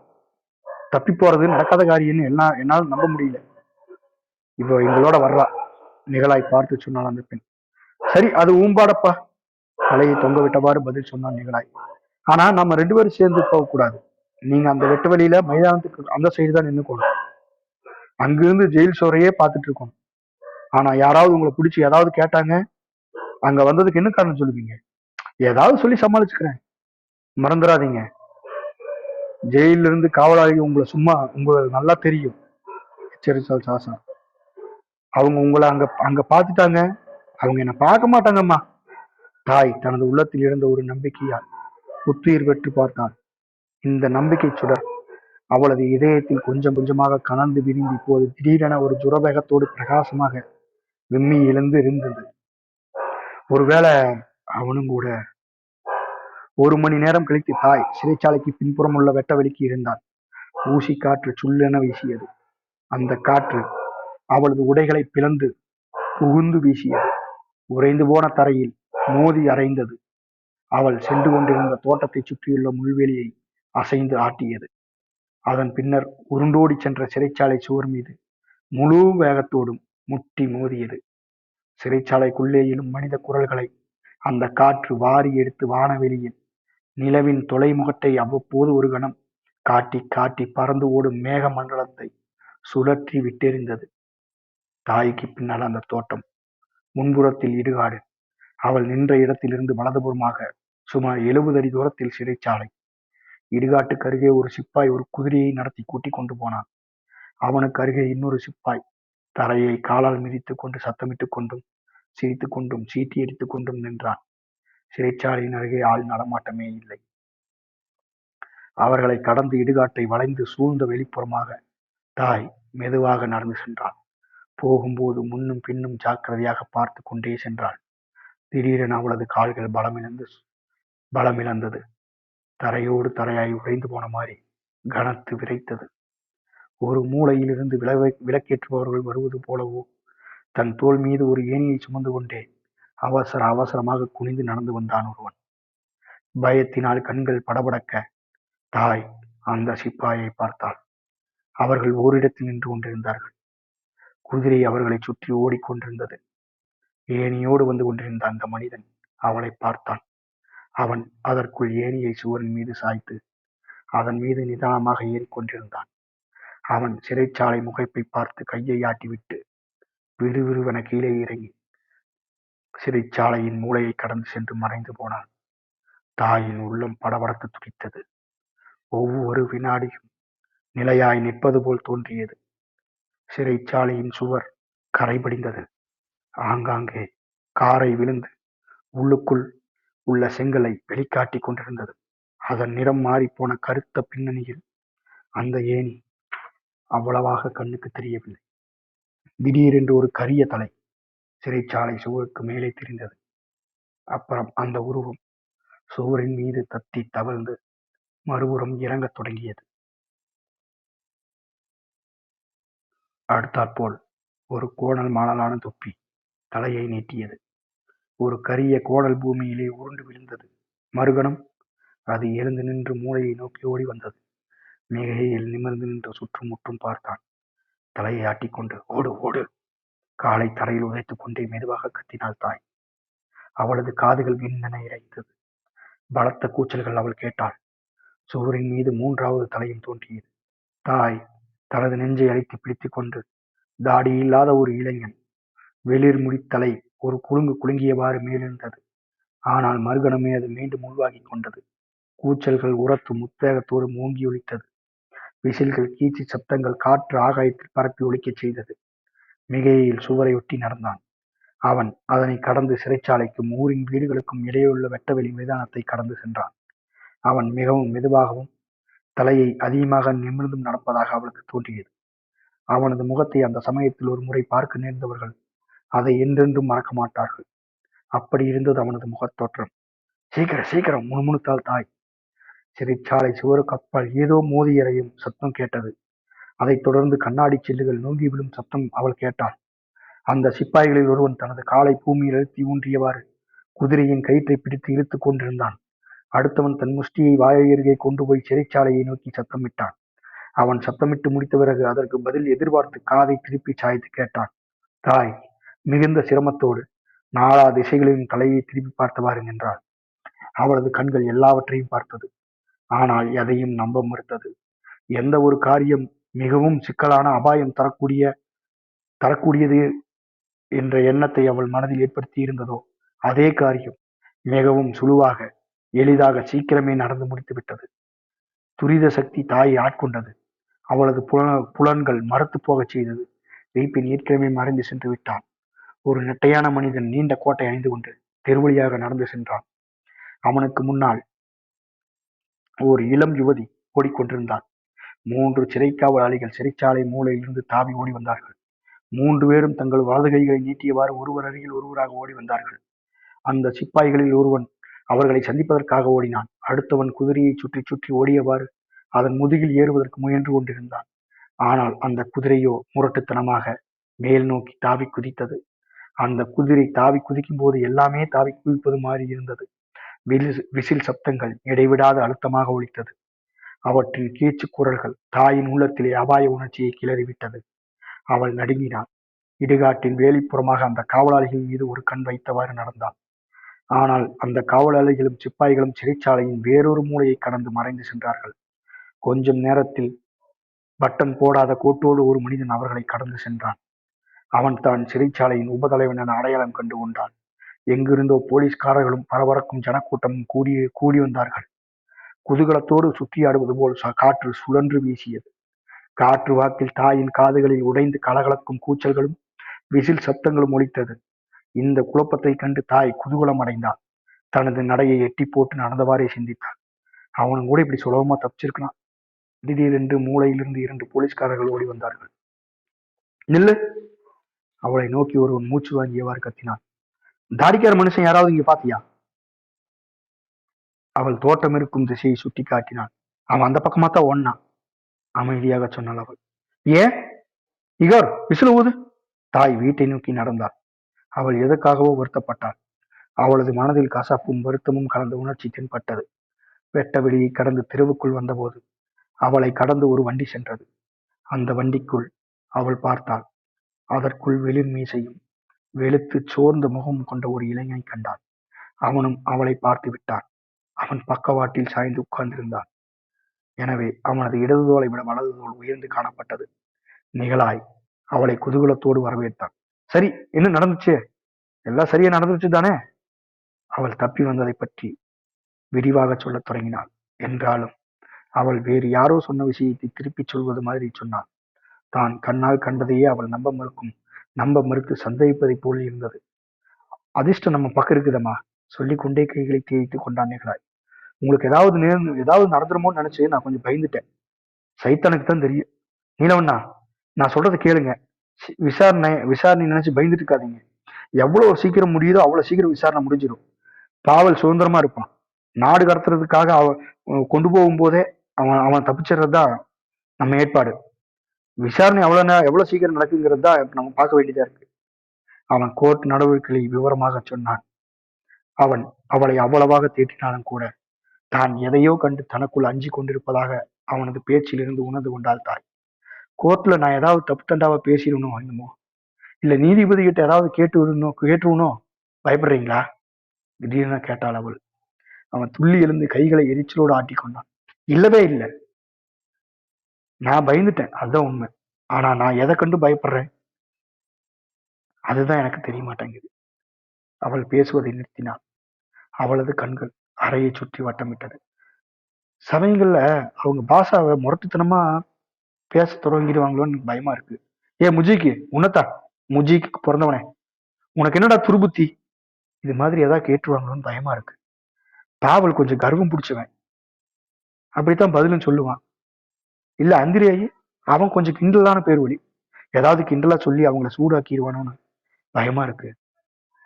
நிகழாய் பதில் பேசாமல் முகத்தை சுழித்தான். தாடியை இழுத்து விட்டு கொண்டு சொன்னான். இந்த மாதிரி எண்ணமெல்லாம் இருந்துச்சுன்னா ஒதுக்கி தள்ளுங்க, அமைதியா சொன்னாள் தாய். இந்த விசாரணை எனக்கு அத்தனை பயங்கரமா தோணுது. அவங்க ஒவ்வொன்றா பார்த்து அலசி ஆராய்ச்சி தொடங்கிட்டாங்கன்னா அதுதான் பயமா இருக்கு.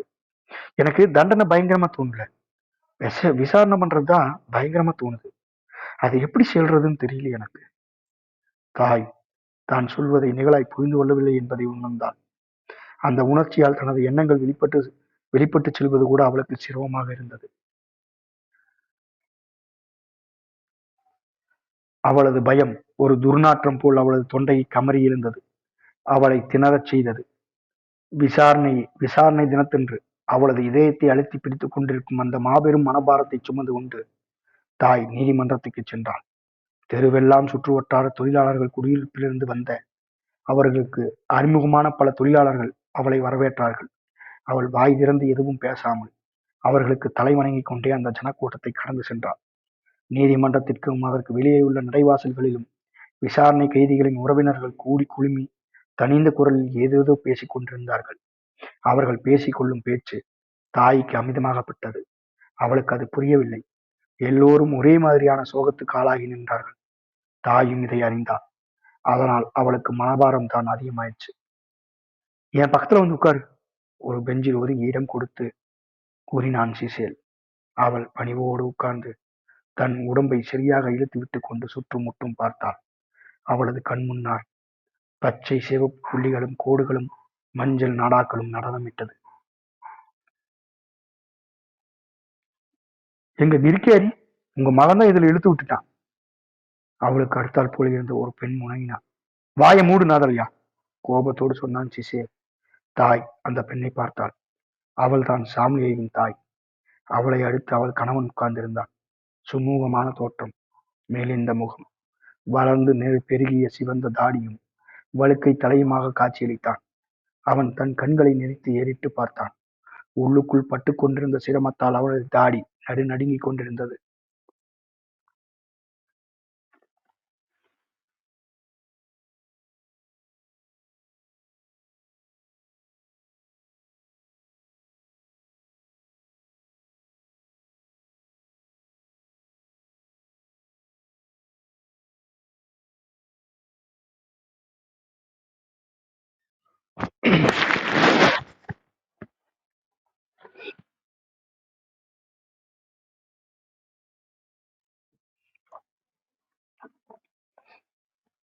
வெளிப்புறத்தில் இருந்த பனி பிடிந்துள்ள உயர்ந்த ஜன்னல்களின் வழியாக மங்கிய ஒளிமயக்கம் நீதிமன்றத்துக்குள் பரவி ஒளி செய்தது. ஜனங்களுக்கு மத்தியில் அலங்காரமான முசாம் தோட்டத்தில் அமைந்த ஜார் அரசனின் சித்திரம் தொங்கிக் கொண்டிருந்தது. அதன் இருபுறத்தையும் கரும் சிவப்பான ஜன்னல் திரைகள் மடிமடியாக தொங்கி மறைந்து கொண்டிருந்தது. அந்த சித்திரத்துக்கு முன்னால் பச்சை துணியால் மூடப்பட்டிருந்த ஒரு பெரிய மேஜை அந்த ஆளின் அகலம் முழுவதையும் நிரப்பிக் கொண்டிருந்தது. கைதி கூண்டுகளுக்கு பின்னால் வலதுபுற சுவரையொட்டி 2 மரபெஞ்சுகள் போடப்பட்டிருந்தது. இடதுபுறத்தில் கரும் சிவப்பு துணி தைக்கப்பட்ட கை நாற்காலிகள் இருவரிசையாக போடப்பட்டிருந்தது. தங்க நிற பத்தான்களை கொண்ட பச்சை உடுப்புகள் அணிந்த கோர்ட்டு சேவகர்கள் வாய் பேசாது முன்னும் பின்னும் வந்து போய் கொண்டிருந்தார்கள். அந்த மப்பும் மந்தாரமும் நிறைந்த சூழ்நிலையை ஒலிக்கும் பேச்சுக்களும் பற்பல மருந்துகளும் கார நெடியும் கலந்து தெரித்தது. இதையெல்லாம் இந்த வர்ண பேதங்கள், பிரகாசம், குரல்கள், நெடி எல்லாம் கண்ணையும் காதையும் உறுத்தியது. சுவாசத்தோடு இதயத்தில் புகுந்து அர்த்தம் ஏதுமற்ற பயவேதனையை நிரப்பியது. திடீரென யாரோ உரத்த குரலில் பேசினார்கள். தாய் திடுக்கிட்டாள். எல்லோரும் எழுந்து நிற்பதைக் கண்டு அவளும் சிசேவும் கையை பிடித்தவாறு எழுந்து நின்றாள். இடதுபுறமாக இருந்த ஒரு பெரிய கதவு திறந்தது. மூக்கு கண்ணாடி அணிந்த ஒரு வயதான மனிதர் ஆடி அசைந்து உள்ளே வந்தார். அவரது சாம்பல் நிற கண்கள் மெல்லியான வெள்ளையான விருதாக்கள் அசைந்து கொடுத்தது. மழுங்க செய்யப்பட்ட அவரது மேலுதடு பற்களேயற்ற வாய் ஈருக்குள் மடிந்து போயிருந்தது. அவரது மேவாயும் தாடையும் அவரது உத்தியோக உடுப்பின் உயர்ந்த காலர் மீது சாய்ந்து கழுத்தே இல்லாதது போல் தோற்றமளித்தது. கொழுத்த திரண்ட நெட்டையான வெள்ளை முகம் கொண்ட இளைஞன் ஒருவன் கை கொடுத்து அவரை மேலேற்றி விட்டான். அவர்களுக்கு பின்னால் தங்க நிற கரை வைத்து தைத்த உத்தியோக உடைகளோடு 3 பேர் வந்தார்கள். சாதாரண உடை அணிந்த 3 பேர் வந்தார்கள். அந்த நீண்ட மேஜையின் முன்னால் அவர்கள் உட்கார்ந்து முடிப்பதற்கே வெகு நேரம் பிடித்தது. அவர்கள் தங்கள் இருக்கைகளில் அமர்ந்தவுடன் மழுங்க சவரம் செய்து வளவளப்போடு விளங்கும் சோம்பல் முகமுள்ள ஒரு மனிதன் அந்த வயோதிகரின் பக்கம் குனிந்து தனது தடித்த உதிர்களை என்னவோ போல் அசைத்துக் கொண்டு ரகசியமாக ஏதோ சொல்லத் தொடங்கினார். அந்த கிழவர் நிமிர்ந்து அவன் கூறுவதை அசையாமல் கேட்டார். அவரது கண்ணாடிக்கு பின்னால் 2 சிறு புள்ளிகள் மாதிரி தோன்றும் உணர்ச்சியற்ற கண்களை தாய் கண்டாள். அந்த மேஜையின் ஓரமாக கிடந்த எழுதும் சாய்வு நாற்காலி மேஜைக்கு அருகே ஒரு நெட்டையான வழுக்கைத்தலை ஆசாமி நின்று கொண்டிருந்தான்.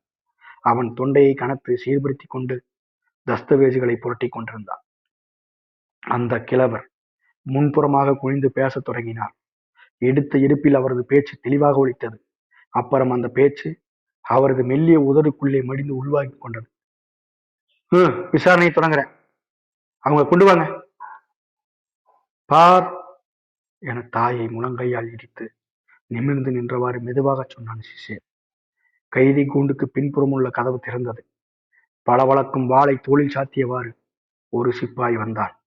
அவனை தொடர்ந்து பாவெல், அந்திரே, பியோதர் மாசின், கூசேவ் சகோதரர்கள், சாமலை, புகின், சோமவ் முதலியோரும் தாய்க்கு அறிமுகம் இல்லாத வேறு 5 இளைஞர்களும் வந்து சேர்ந்தார்கள்.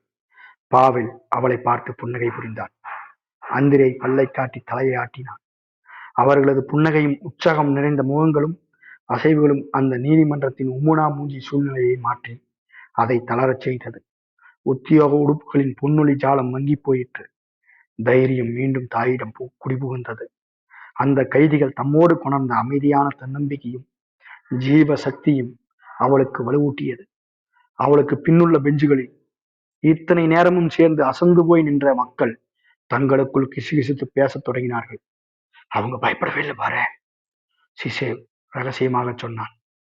சாமலை தாயே உள்ளுக்குள்ளாக பெருமத் தொடங்கினாள். அமைதி! கடுமையான குரல் ஒலித்தது. முதல்லயே நான் உங்களை எச்சரிக்கை பண்ணியிருக்கணும். முன்பு எப்போதும் இல்லை பெஞ்சின் மீது பாவலும் அந்திரேயும் ஒருவர் பக்கம் ஒருவராக உட்கார்ந்திருந்தார்கள். அவர்களோடு மாசின், சமலை, கூசேவ் சகோதரர்கள் முதலியோரும் உட்கார்ந்திருந்தார்கள். அந்திரே தன் தாடியை எடுத்து விட்டிருந்தான். ஆனால் மீசையை மட்டும் வளர விட்டிருந்தான். அந்த மீசை வளர்ந்து படிந்து அவனது உருண்ட முகத்தை பூனை முகம் போல் காட்டிக் கொண்டிருந்தது. அவனது முகத்தில் ஏதோ ஒரு புதுமை இருந்தது. கூர்மையும் குத்தலும் நிறைந்த பாவம் அவனது முகத்தில் தோன்றியது. கண்களில் ஏதோ ஒரு கருமை தென்பட்டது. மாசினுடைய மேலுதட்டில் 2 கரிய கோடுகள் காணப்பட்டது. அவனது முகம் உப்பி உருண்டு திரண்டிருந்தது. சாம்லேயின் சுருட்டை தலை எப்போதும் போலவே இருந்தது. இவான் கூசெல் பல்லை காட்டி சிரித்தான். Fyodor, Fyodor! தலையை குனிந்து கொண்டு முணுமுணுத்தான் சிசேவ். அந்த கிழவர் தனது உத்தியோக உடுப்பின் காலருக்குள் அசையாமல் புதர்ந்து கிடந்த தலையை கொஞ்சம் கூட அசைக்காமல் நிமிர்ந்து பார்க்காமல் கைதிகளை பார்த்து ஏதேதோ கேள்விகள் கேட்டார். அந்த தெளிவற்ற கேள்வி குரலையும் தாயையும் கேட்டுக்கொண்டிருந்தாள். அந்த கேள்விகளுக்கு தன் மகன் கூறிய அமைதியான சுருக்கமான பதில்களை அவள் கேட்டாள்.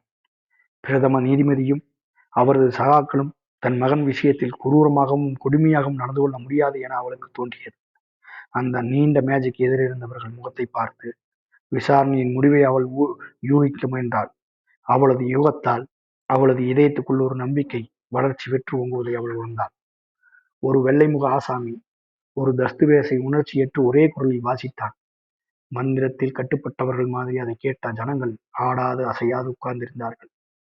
விசாரணைக்காக நிற்பவர்களை பார்த்து 4 வக்கீல்கள் உணர்ச்சியோடு அமைதியோடு பேச்சு கொடுத்து கொண்டிருந்தார்கள். அவர்களது அசைவும் பலமாகவும் விறுவிறுப்பாகவும் இருந்தது. அவர்கள் பெரிய கரும் பறவைகள் போல் தோன்றினார்கள். அந்த கிள நீதிபதிக்கு அருகில் இருந்து நாட்காலியில் ஒரு கொழுத்த உப நீதிபதி உட்கார்ந்திருந்தார். அவரது சிறு கண்கள் கொழுத்த சதை பகுதிக்குள் புதைந்து போயிருந்தது. இன்னொரு கைப்பக்கத்தில் கூனிய தோள்களும் வெளுத்த முகமும் சிவந்த மீசையும் கொண்ட இன்னொரு உப நீதிபதி உட்கார்ந்திருந்தார். அவர் தமது தலையை சோர்வோடு நாட்காலியின் பின்புறம் சாய்த்து கண்களை பாதி மூடியவாறு சிந்தனையில் ஈடுபட்டிருந்தார். அரசாங்க வக்கீலும் களைப்புணர்ச்சியோடு எரிச்சலோடும் இருப்பதாக தோன்றியது. நீதிபதிகளுக்கு பின்னால் 3 முக்கிய பிரமுகர்கள் அமர்ந்திருந்தார்கள். ஒருவர் நகரத்து மேயர். அவர் கனத்த தரித்திரசாமி. அவர் தனது கன்னத்தை தடவி கொடுத்தவாறு உட்கார்ந்திருந்தார். மற்றொருவர் பிரபு வம்ச தலைவர். நரைத்த தலையும் சிவந்த கன்னமும் நீண்ட தாடியும் கவர்ச்சிகரமான விசாலமான கண்களும் கொண்டவர் அவர். அடுத்தாற்போல் ஜில்லா அதிகாரி இருந்தார். பெரிய தொந்தியுள்ள ஆசாமி அவர்.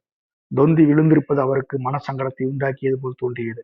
ஏனென்றால் அவர் தனது கோட்டினால் அந்த தொந்தியை எவ்வளவோ மறைக்க முயன்று முடியவில்லை. இங்க கைதிகள் இல்ல, நீதிபதிகளும் இல்ல என்று பாவலின் உறுதியான குரல் ஒலித்தது.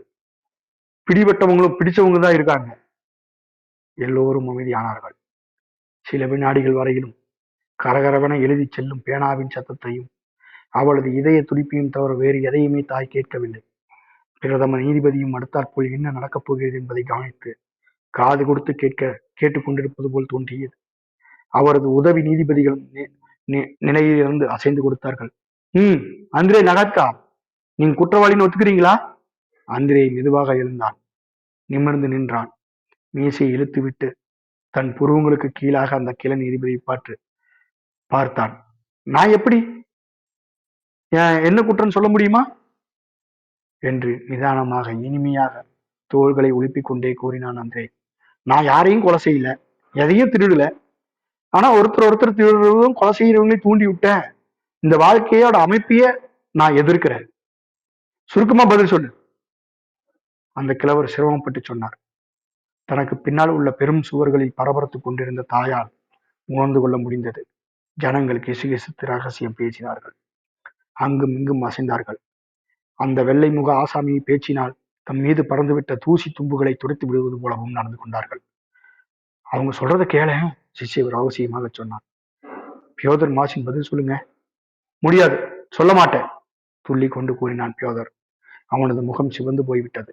கண்கள் பிரகாசமடைந்தது. என்ன காரணத்தினாலோ அவன் தன் கைகளை பின்புறமாக கட்டி கொண்டிருந்தான்.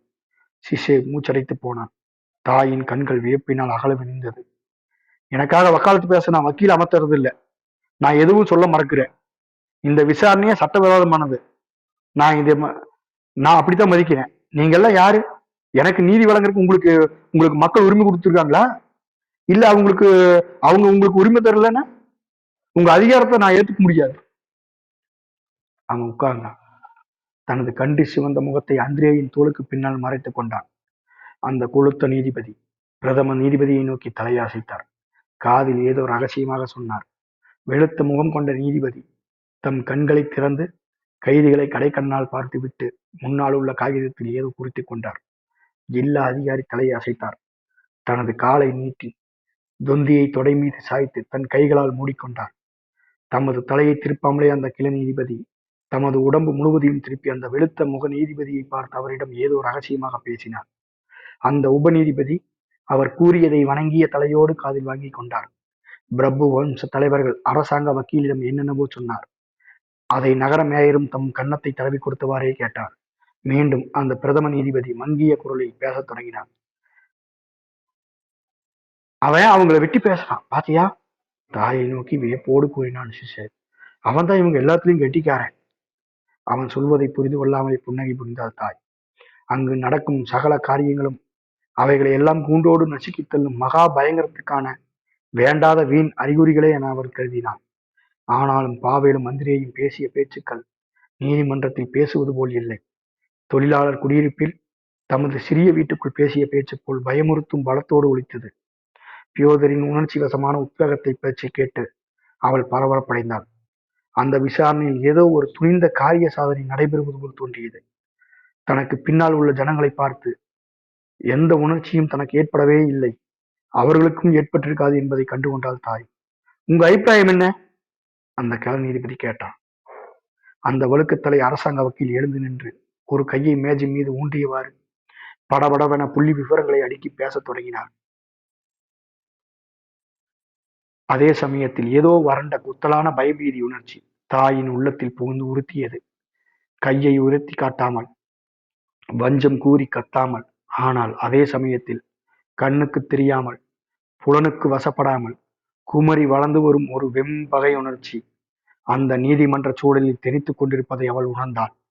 அந்த கொடும் பகை நீதிபதிகளின் முன்னிலையில் வட்டமிட்டு அவர்களுக்கு வெளியில் நடைபெறும் காரியங்கள் எதுவும் அவர்கள் மனதுக்குள் புகுந்து விடாதபடி அவர்கள் உள்ளத்தை கவர்ந்து சூழ்ந்து கம்பி மூடிக்கொண்டிருப்பது போல் தோன்றியது. அவள் அந்த நீதிபதிகளை பார்த்தாள். அவர்களது பார்வையில் இருந்து அவளால் எதுவும் அறிந்து கொள்ள முடியவில்லை. அவள் எதிர்பார்ப்பது போல் அவர்கள் பாவலின் மீதோ பியோதர் மீதோ கோபம் கொள்ளவில்லை. அவர்களை அவமானப்படுத்தி பேசவும் இல்லை. தாங்கள் கேட்ட கேள்விகளுக்கு அவர்கள் எந்த முக்கியத்துவம் அளித்ததாகவும் தெரியவில்லை. அவர்கள் குரல் விருப்பமற்ற குரலாக ஒலித்தது. தமது கேள்விகளுக்கு கிடைத்த பதில்களையும் அவர்கள் வேண்டா விருப்பாகத்தான் கேட்டு தீர்த்தார்கள். அவர்கள் எதை பற்றியும் கவலை இல்லாதவர்கள் போலவும் எல்லா விஷயத்தையும் ஏற்கனவே தெரிந்து வைத்திருப்பவர்கள் போலவும் காணப்பட்டார்கள். இப்போது அவர்கள் முன்னால் ஒரு போலீஸ்காரன் வந்தான். ஆழ்ந்த குரலில் சொன்னான், பாவல் விலாசவ் தான் இவங்கள பிரதானமான கிளர்ச்சிக்காரன். நகோத்காவ என்று கொளுத்த நீதிபதி சோம்பலுடன் கேட்டான். அவனும் ஒரு வக்கீல் இருந்தான். நான் ஒரு வார்த்தை சொல்லலாங்களா? ஏதாவது மறுத்து கூறணுமா? பிரதம நீதிபதி கேட்டார். அத்தனை நீதிபதிகளும் ஏதோ நோய்வாய்ப்பட்டு துன்புறுவது போல் தாய்க்கு தோன்றியது. அவர்களது பேச்சிலும் நடத்திலும் ஏதோ சிக்கலான அலுப்புணர்ச்சி பிரதிபலிப்பது போல் தோன்றியது. முகங்களும் அந்த அலுப்பையும் ஆயாசத்தையும் பிரதிபலித்தது. அவர்களது உத்தியோக உடைகள், நீதிமன்றம், அரசியல், போலீஸ்காரர்கள், வக்கீல்கள் நாட்காலியில் உட்கார்ந்து கேள்வி கேட்பது, அதற்கு வரும் பதில்களை கேட்டுக் கொண்டிருக்கும்படியான தேவை எல்லாவற்றையும் அவர்கள் ஒரு நிர்பந்தமான தொல்லையாகத்தான் கருதினார்கள். தாய்க்கு ஏற்கனவே அறிமுகமாயிருந்த அந்த மஞ்சள் மூஞ்சி அதிகாரி அவர்களுக்கு முன்னால் வந்து நின்றான். பாவலை பற்றியும் அந்திரேயை பற்றியும் தனக்கு தெரிந்த விஷயங்கள் அனைத்தையும் உரத்த குரலில் நீட்டி நீட்டி பேசினான். உனக்கு தெரிஞ்சது அவ்வளவுதான், தனக்குள் நினைத்துக் கொண்டாள் தாய். கைதி கூண்டுக்குள் பின்னால் இருப்பவர்கள் அவர்களை பற்றி பயம் இல்லாமல், அவர்கள் மீது அனுதாபம் இல்லாமல் ஏறிட்டு பார்த்தாள் தாய். அவர்கள் மீது அவள் அனுதாபம் கொள்ள முடியாது. அவள் மனதில் அவர்கள் வியப்புணர்ச்சியைத்தான் உண்டாக்கினார்கள். அவர்களை கண்ட மாத்திரத்தில் அவளது உள்ளத்தில் ஒரு அன்புணர்ச்சி அலைவாய்ந்து சிலிர்த்து பரவியது. அந்த வியப்புணர்ச்சியே அமைதியாக இருந்தது. அந்த பரவச ஆனந்தம் தெளிவோடு இருந்தது.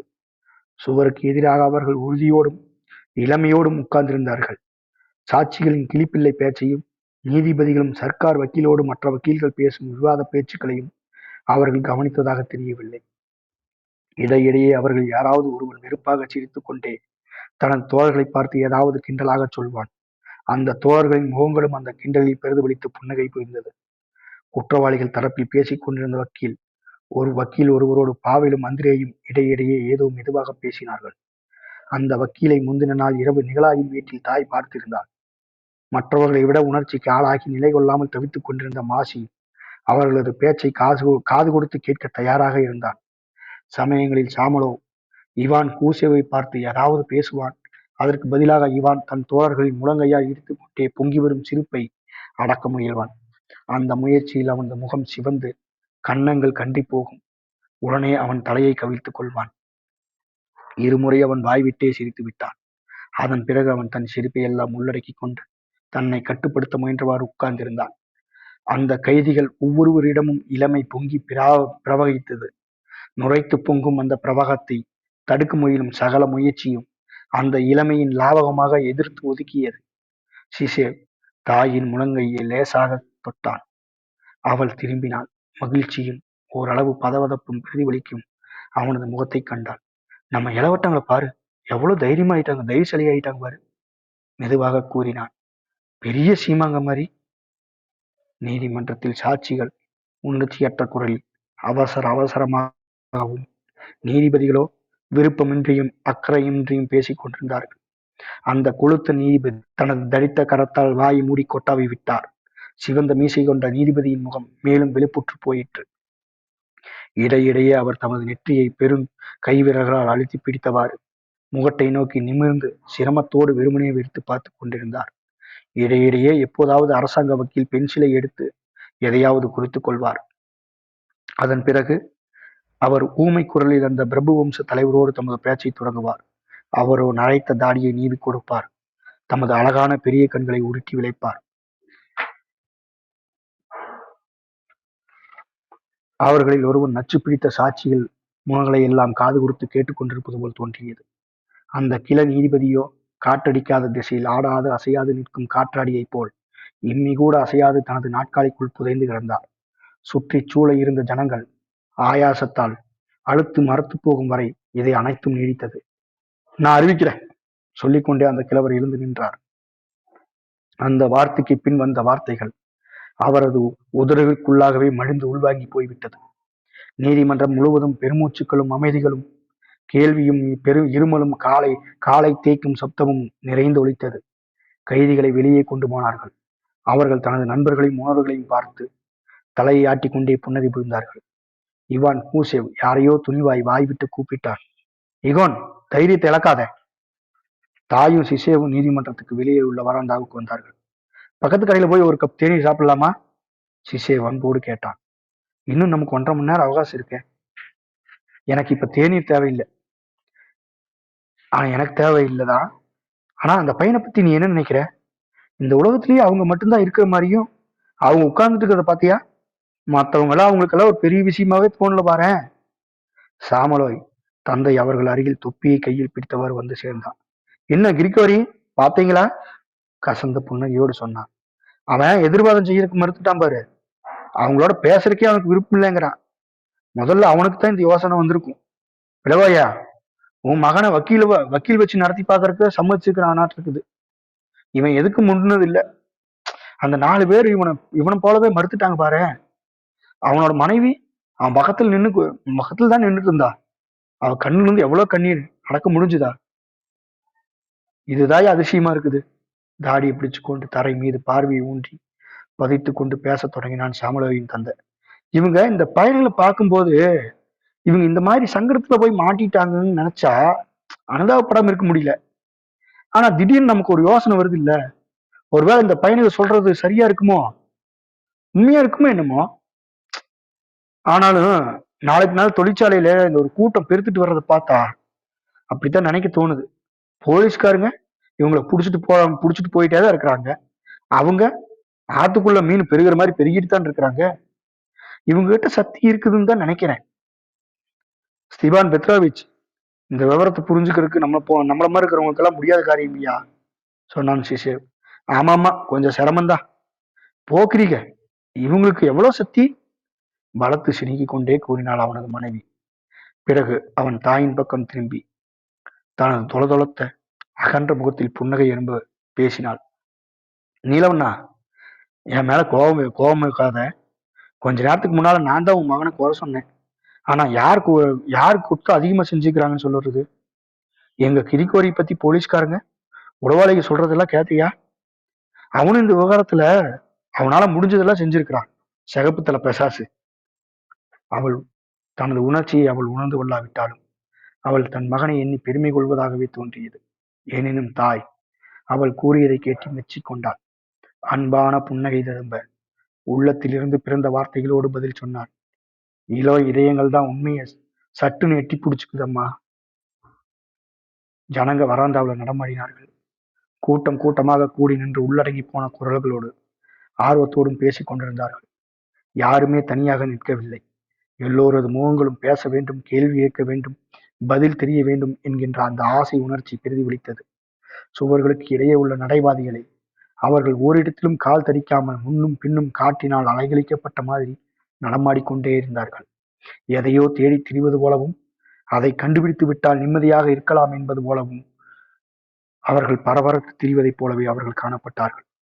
புகினின் மூத்த சகோதரன் புகினைப் போலவே நிறமற்ற அந்த நெட்டை சகோதரன் தன் கைகளை ஆட்டிக்கொண்டு எதையோ நிரூபணம் செய்கிறவன் மாதிரி நாலா திசைகளும் திரும்பி பார்த்து கொண்டு வந்தான். அந்த கீபோ, அவன் தானே அந்த ஜில்லா அதிகாரி. அவனுக்கு இங்க என்ன வேலை? காந்தீஸ், உன் வாய் கொஞ்சம் மூட. அவனோட குட்டையான கிழவன் அங்கும் இங்கும் ஜாக்கிரதையாக பார்த்து கொண்டு எச்சரிக்கை செய்தான். முடியாது, என்னால முடியாது. போன வருஷம் அவன் ஒரு குமாஸ்தியோட மனைவியை அறையறக்க வேண்டி அந்த குமாஸ்தாவையே கொண்டு போட்டான்ல, ஊர்ல பேசிக்கிறாங்க. இப்ப அவன் அவளோட தானே வாழ்ந்துட்டு இருக்கான். இதை பத்தி நீ என்ன சொல்ற? இவன் பெரியான திருட்டு பையன், எல்லாத்துக்கும் தெரியும் தானே. ஐயோ, நீ நல்லா இருப்ப, கொஞ்சம் பேசாமத்தான் இரேன். ரொம்ப சரி சாமயாயின் தந்தை, ரொம்ப சரி. இந்த விசாரணை நேர்மையாத்தான் நடக்குது, சொல்ல முடியுமா? மூத்த புகின் இந்த குரலை கேட்டான். அவன் தன்னோட பலரையும் சேர்த்து இழுத்து முன்னேறி வந்தான். அவனோட முகம் செவந்து போயிருந்துச்சு. அவன் தன் கைகளை ஆட்டிட்டே சத்தம் போட்டான். கொலையினாலும் திருட்டினாலும் குத்தவாளிகளை பிடிச்சிட்டு நம்ம ஜூரிக விசாரிக்கிறாங்க. அந்த ஜூரிகள்ல விவசாயிகளும் நகர மாந்தர்களும் தொழிலாளர்களும் இருக்கிறாங்க. ஆனா ஜனங்க அதிகாரிகளுக்கு எதிராக போராடினா மட்டும் அவங்க விசாரிக்கிறது பொதுமக்கள் முன்னால இல்ல, அதிகாரிகள் அவங்கள பிடிச்சு விசாரிக்கிறாங்க. இதை என்ன சொல்றீங்க? நீ என்னை அவமானப்படுத்திட்டேன்னு வச்சுக்க, நான் உன் தாடையில ஓங்கி அறைவேன். அப்புறம் நீ என் மேல தீர்ப்பு சொல்லுவ. என்ன சொல்லுவ? என்னத்தான் குத்தவாளிம்பிய. ஆனா முதல்ல தவறு செஞ்சது யாரு? நீதானே. நடத்த தலையும் கொக்கி மூக்கும் கொண்ட ஒரு காவலாளி மார்பகத்து பற்பல மெடல்களை கட்டி கொண்டு அங்கு வந்தான்.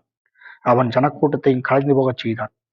புகினின் சகோதரர்களை பார்த்து விரலால் சுட்டிக்காட்டி பத்திரம் என்றான். கூச்சல் நிறுத்துங்க, இது ஒண்ணு கல்லுக்கடை இல்லை. அது சரிதான் பெரியவரே, எனக்கு தெரியும். ஆனா நான் உங்களை அடிச்சிட மாட்டேன். நானே நீதிபதியா மாறி, நீங்க என்ன நினைக்கிறீங்க? உன்னை இங்கிருந்து வெளியில் தள்ள போறேன் நான், தெரிஞ்சுதா? கடுமையாக சொன்னான் அந்த காவலாளி. என்ன, என்ன வெளியே தள்ள போறியா? எதுக்கு இந்த மாதிரி காட்டு கூச்சல் போடுறதை நிறுத்து, நான் தெருவுல கொண்டு போய் விட்டுருவேன். மூத்த புகின் தன்னை சுற்றி இருக்கிறவங்க எல்லாரும் பார்த்தாங்க. பிறகு தனிந்த குரல்ல சொன்னாங்க, அவங்க விரும்புறதெல்லாம் ஒரே ஒரு விஷயம் தானே, ஜனங்க வாயை புத்திட்டு சும்மா இருக்கணும். ஆமா, நீ என்ன நினைச்ச? அந்த கிழவன் கரகரத்த குரல்ல கேட்டான். மூத்த புவியின் தோள்களை குலுக்கிவிட்டு மீண்டும் மெதுவாக பேசத் தொடங்கினான். விசாரணையை பார்க்கறதுக்கு எல்லா ஜனங்களும் ஏன் அனுமதிக்கிறது இல்ல? சொந்தக்காரங்களை மட்டும் வர சொல்றாங்க. உங்க விசாரணை நேர்மையா இல்லையா? அதை நான் இங்க கேட்கத்தான் போறேன். விசாரணை என்ன விசாரணை நேர்மை, நீ எந்த குரல்ல கேட்டாலும் சரி என்றான் சாமுலோய். இந்த விசாரணையே சட்டவிரோதமானது. நிகழாய் இவானோவிச் விவரித்து சொன்ன விஷயங்களை இவனுக்கு எடுத்துச் சொல்ல வேண்டும் என தாய் விரும்பினான். ஆனால் அவன் சொன்ன விஷயங்கள் அவள் பரிபூர்ணமாக புரிந்து கொள்ளவில்லை. மேலும் சில வார்த்தைகள் அவளுக்கு மறந்து போய்விட்டது. எனவே அதை ஞாபகப்படுத்தி பார்க்க முயன்று கொண்டே அவள் ஒரு பக்கமாக ஒதுங்கினாள். அந்த சமயத்தில் வெளிர் மீசை கொண்ட ஒரு இளைஞன் தன்னை கவனித்துக் கொண்டிருப்பதை அவள் கண்டாள். அவன் தனது வலது கையை கால் சாராயின் பைக்குள் செலுத்தி இருந்தான். அவனது இடது தோல் வலது தோலை விட தனிந்திருப்பது போல் தோன்றியது. இந்த தோற்றத்தை அவள் எங்கே ஏற்கனவே கண்டது போல் இருந்தது. அவனே திடீரென தன் முகத்தை திருப்பிக் கொண்டான். நினைவலைகளால் சூழ்ந்தப்பட்டிருந்த அவள் அவனை மறந்துவிட்டாள். ஒரு நிமிடம் கழித்து அவள் காதில் ஒரு கேள்வி குரல் எழுந்தது. அவளா? ஆமா, ஆர்வத்தோடு ஒலித்தது பதில். அவள் சுற்றும் முற்றும் பார்த்தாள். தோளை தூக்கிக் கொண்டு நின்ற அந்த இளைஞன் இப்போது பக்கவாட்டில் நின்றான். கரிய தாடியும் குட்டை கோட்டும் முழங்கால் வரை உயர்ந்த பூட்ஸும் கொண்ட இன்னொரு மனிதனோடு அவன் பேசிக் கொண்டிருந்தான். மீண்டும் அவள் தன் நினைவுகளை தேடித்திருந்தாள். அதனால் அவள் மனம் குழம்பியதுதான் மிச்சம். ஒன்றும் அவள் நினைவில் தட்டுப்படவில்லை. தனது மகனது கொள்கையை அந்த ஜனங்கள் விலக்கி எடுத்து கூற வேண்டும் என்ற கட்டுப்படுத்த முடியாத பேராவல் அவள் மனதில் நிறைந்து பொங்கியது. அதை பற்றி இந்த ஜனங்களிடம் சொன்னால் இவர்கள் என்ன சொல்லுவார்கள்? அதன் மூலம் இந்த விசாரணையின் முடிவை எப்படி இருக்கும் என்பதை தீர்மானிக்கலாம் என யோசித்தாள் அவள். இதுதான் விசாரணை நடத்துற ஒழுங்கோ? அமைதியாகவும் ஜாக்கிரதையோடும் சிசோவை நோக்கி பேசத் தொடங்கினாள் தாய். யார் என்னன்னு நினைச்சாங்களோ, யார் அறிகிறாங்க, இவங்க நேரத்தை போக்குறதுக்கு தானே, அதை தவிர வேற என்ன செய்யறாங்க இந்த கலெக்டர் ஆசாமிங்க? இளைஞர்களை வச்சு விசாரிக்கிறது. ஆமா என்றான் சிசு. இந்த விவகாரமெல்லாம் நம்ம புரிஞ்சுக்க முடியாதுமா, ரொம்ப சிரமம். அவன் ஏதோ யோசித்தவாறு தலையாட்டினான். காவலாளி நீதிமன்றத்தின் வாயில் கதவை திறந்துவிட்டு வாய்விட்டு கத்தினான். உறவினர்களே, உங்க அனுமதி சீட்டுகளை காட்டுங்க. சீட்டுக்கள் யாரோ குத்தலாக சொன்னார்கள். இது என்ன சர்க்கஸ் காட்சியா? ஜனங்களிடம் ஒரு உள்ளடங்கிய எரிச்சல் லேசாக வெளியே தோன்றியது. அவர்கள் மிகுந்த இறைச்சலோடு பேசினார்கள். அரட்டை அடித்த காவலாளியோடு விவாதம் செய்து கொண்டிருந்தார்கள்.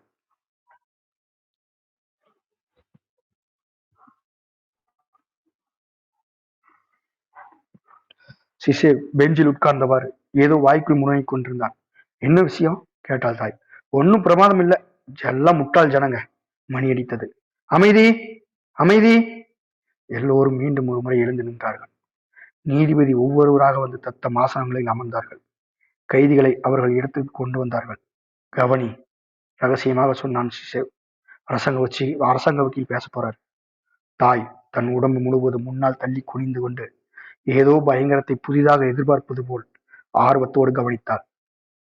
அரசாங்க வக்கீல் நீதிபதிகளுக்கு ஒரு பக்கமாக இருந்து நின்று மேஜை மீது ஒரு கையை ஊன்றியவாறு அவர்களை பார்த்து திரும்பினார். ஒரு பெருமூச்சோடு வலது கையின் வீச்சோடு அவர் பேசத் தொடங்கினார். அவரது பேச்சின் ஆரம்பத்தை தாயால் புரிந்து கொள்ள முடியவில்லை. அவரது குரல் கனத்து மெதுவாக, ஆனால் ஒழுங்கற்று, சமயங்களில் துரிதமாகவும் சமயங்களில் மந்தமாகவும் ஒலித்தது. சிறிது நேரத்துக்கு அவரது பேச்சு மெதுவாக ஆயாசத்தோடும் சிரமத்தோடும் ஒலித்தது. திடீரென அந்த பேச்சு கும்மென்று இறைந்து எழுந்தது.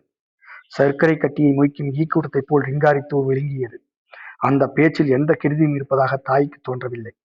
அந்த வார்த்தைகள் பனியைப் போல குளிர்ந்தும் சாம்பலைப் போல கருத்தும் கவிழ்ந்து கிடக்கும் மூடும் தூசியைப் போல் அந்த அறையில் கொஞ்சம் கொஞ்சமாக விழுந்து நிரம்பிக் கொண்டிருந்தது. வார்த்தை அலங்காரமும் உணர்ச்சியின் வறட்சியும் கொண்ட அந்த பேச்சை பாவலையும் அவனது தோழர்களையும் கொஞ்சம் கூட தொட்டதாக தெரியவில்லை. எந்த விதத்திலும் பாதிக்கவில்லை. நிதானமாகவும் தமக்குள் பேசிக் கொண்டிருந்தார்கள். புன்னகை புரிந்தார்கள். பொங்கி வரும் சிரிப்பை மறைப்பதற்காக முகத்தை சுளித்துக் கொண்டார்கள். அவன் பொய் சொல்றான் என்றான் சிசேவ். அவள் அதை பற்றி ஒன்றும் சொல்லவில்லை. அவள் அரசாங்க வக்கீலின் பேச்சையே கேட்டுக் கொண்டிருந்தாள். அவர் எல்லா கைதிகளையும் பாராபட்சம் இல்லாமல் சகட்டு மேனிக்கு குற்றம் சாட்டி பேசுவதையே அவள் உணர்ந்தாள். பாவலை பற்றி பேசிய பின் பியோதரை பற்றியும் பேசினார். பியோதரை பற்றி பேச்சைத் தொடங்கினார். இப்படி அவர்கள் அனைவரையும் ஒரு கோழி சாக்குக்குள் பிடித்து தள்ளி மூட்டை கட்டுவது போல் இருந்தது அவரது பேச்சு. ஆனால் அந்த பேச்சின் வெளியர்த்தத்தைக் கண்டு அவளுக்கு திருப்தி ஏற்படவில்லை. மேலோட்டமாக அர்த்தபாவம் அவளை தொடவும் இல்லை, கலக்கமுறச் செய்யவும் இல்லை. அவள் இன்னும் ஏதோ ஒரு பெரிய பயங்கரத்தை எதிர்பார்த்தாள். அந்த பயங்கரத்தை அந்த வார்த்தைகளின் உள்ளர்த்தத்தில் அரசாங்க வக்கீலின் முகத்திலும் கண்களிலும் குரலிலும் லாவகமாக வீசி விளாசும் அவரது வெள்ளை கரத்தாலும் துருவி தேடிக் கொண்டிருந்தாள். இருந்தாலும் அதில் ஏதோ ஒரு பயங்கரமாக இருப்பதாக தோன்றியது. அதை அவள் உணர்ந்தாள். எனினும் அதை அவளால் கண்டுபிடிக்க முடியவில்லை. அதை உருவாக்கி காண முடியவில்லை. அவளது இதயம் எப்படித்தான் எச்சரித்த போதிலும் அவளால் அதை இனம் காண முடியவில்லை. அவள் நீதிபதிகளை பார்த்தாள். அந்த பேச்சை கேட்டு அவர்கள் அறுத்து போய்விட்டார்கள் என்பது சந்தேகத்துக்கு இடமில்லாமல் தெளிவாக தெரிந்தது. அவர்கள் உயிரற்ற சாம்பல் நிற மஞ்சள் முகங்களில் எந்தவித உணர்ச்சியுமே பிரதிபலிக்கவில்லை. அரசாங்க வக்கீலின் பேச்சு கண்ணுக்கு தெரியாத ஒரு பனிமூட்டத்தை பரப்பியது. அந்த பனிமூட்டம் நீதிபதிகளின் மீது அடர்ந்து கவிழ்ந்து அலுப்போடு வேண்டா விருப்போடும் காத்திருக்கும்படி அவர்களை நிர்பந்தித்தது. பிரதம நீதிபதி தமது ஆசனத்திலே உறைந்து சமைந்து உட்கார்ந்து போய்விட்டார்.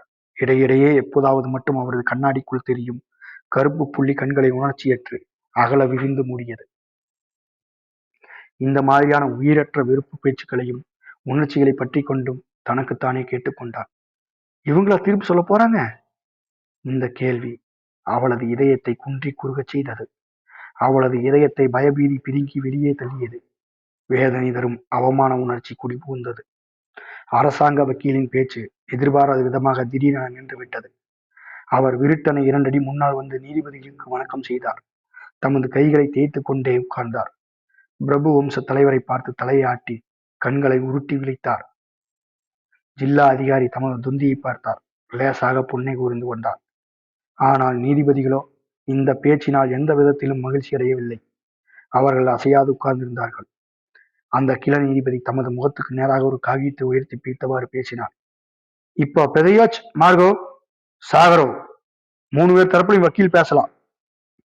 நிகழாய் வீட்டில் தாய் பார்த்து கொண்டிருந்த அந்த வக்கீல் எழுந்து நின்று சுமூகமான தோற்றம் கொண்ட பரந்த முகமும் சிவந்த புருவங்களுக்கு கீழாக துருத்தி நின்று 2 கத்தி முனைகளைப் போல் பளபளத்து கத்திரியைப் போல் எதையும் வெட்டி தள்ளு நோக்கும் சிறு கண்களும் கொண்டிருந்தார். அவர் உரத்த குரலில் தெளிவாக நிதானமாக பேசினார். என்றாலும் அவரது பேச்சையும் தாயால் உணர்ந்து புரிந்து கொள்ள முடியவில்லை. அவர் சொன்னது புரிகிறதா என்று அவள் காதில் ரகசியமாக கேட்டான் சிசேல். புரியுதா? கைதிகள் எல்லாம் ரொம்ப மன உடைஞ்சு போய் நனவில்லாம இருக்கிறதா சொல்றாரு. பியோதரத்தான் சொல்றாரு. அவளது மனதில் நிரம்பி இருந்த அதிருப்தி உணர்ச்சியால் அவளால் பதில் கூற முடியவில்லை. அவளது அவமான உணர்ச்சி விரிந்து பெருகியது. இதயத்தை ஒரு பெரும் பாரத்தோடு அழுத்திக் கொண்டிருந்தது. தான் ஏன் நியாயத்தை எதிர்பார்த்தாள் என்பது பிளகையாவுக்கு அப்போதுதான் தெளிவாயிற்று.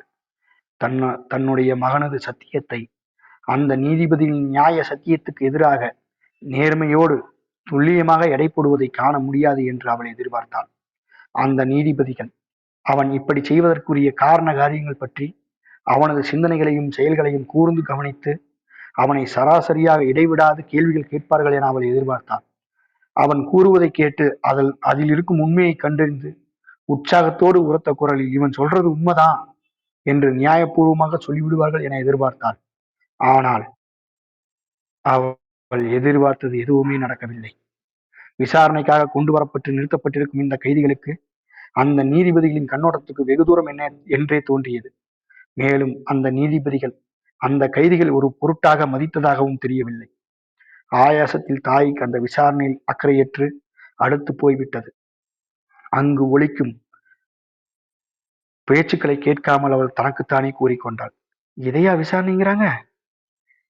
அவங்களுக்கு வேணும். ஆம வச்சு ரகசியமாக கூறினான் சிசேல்.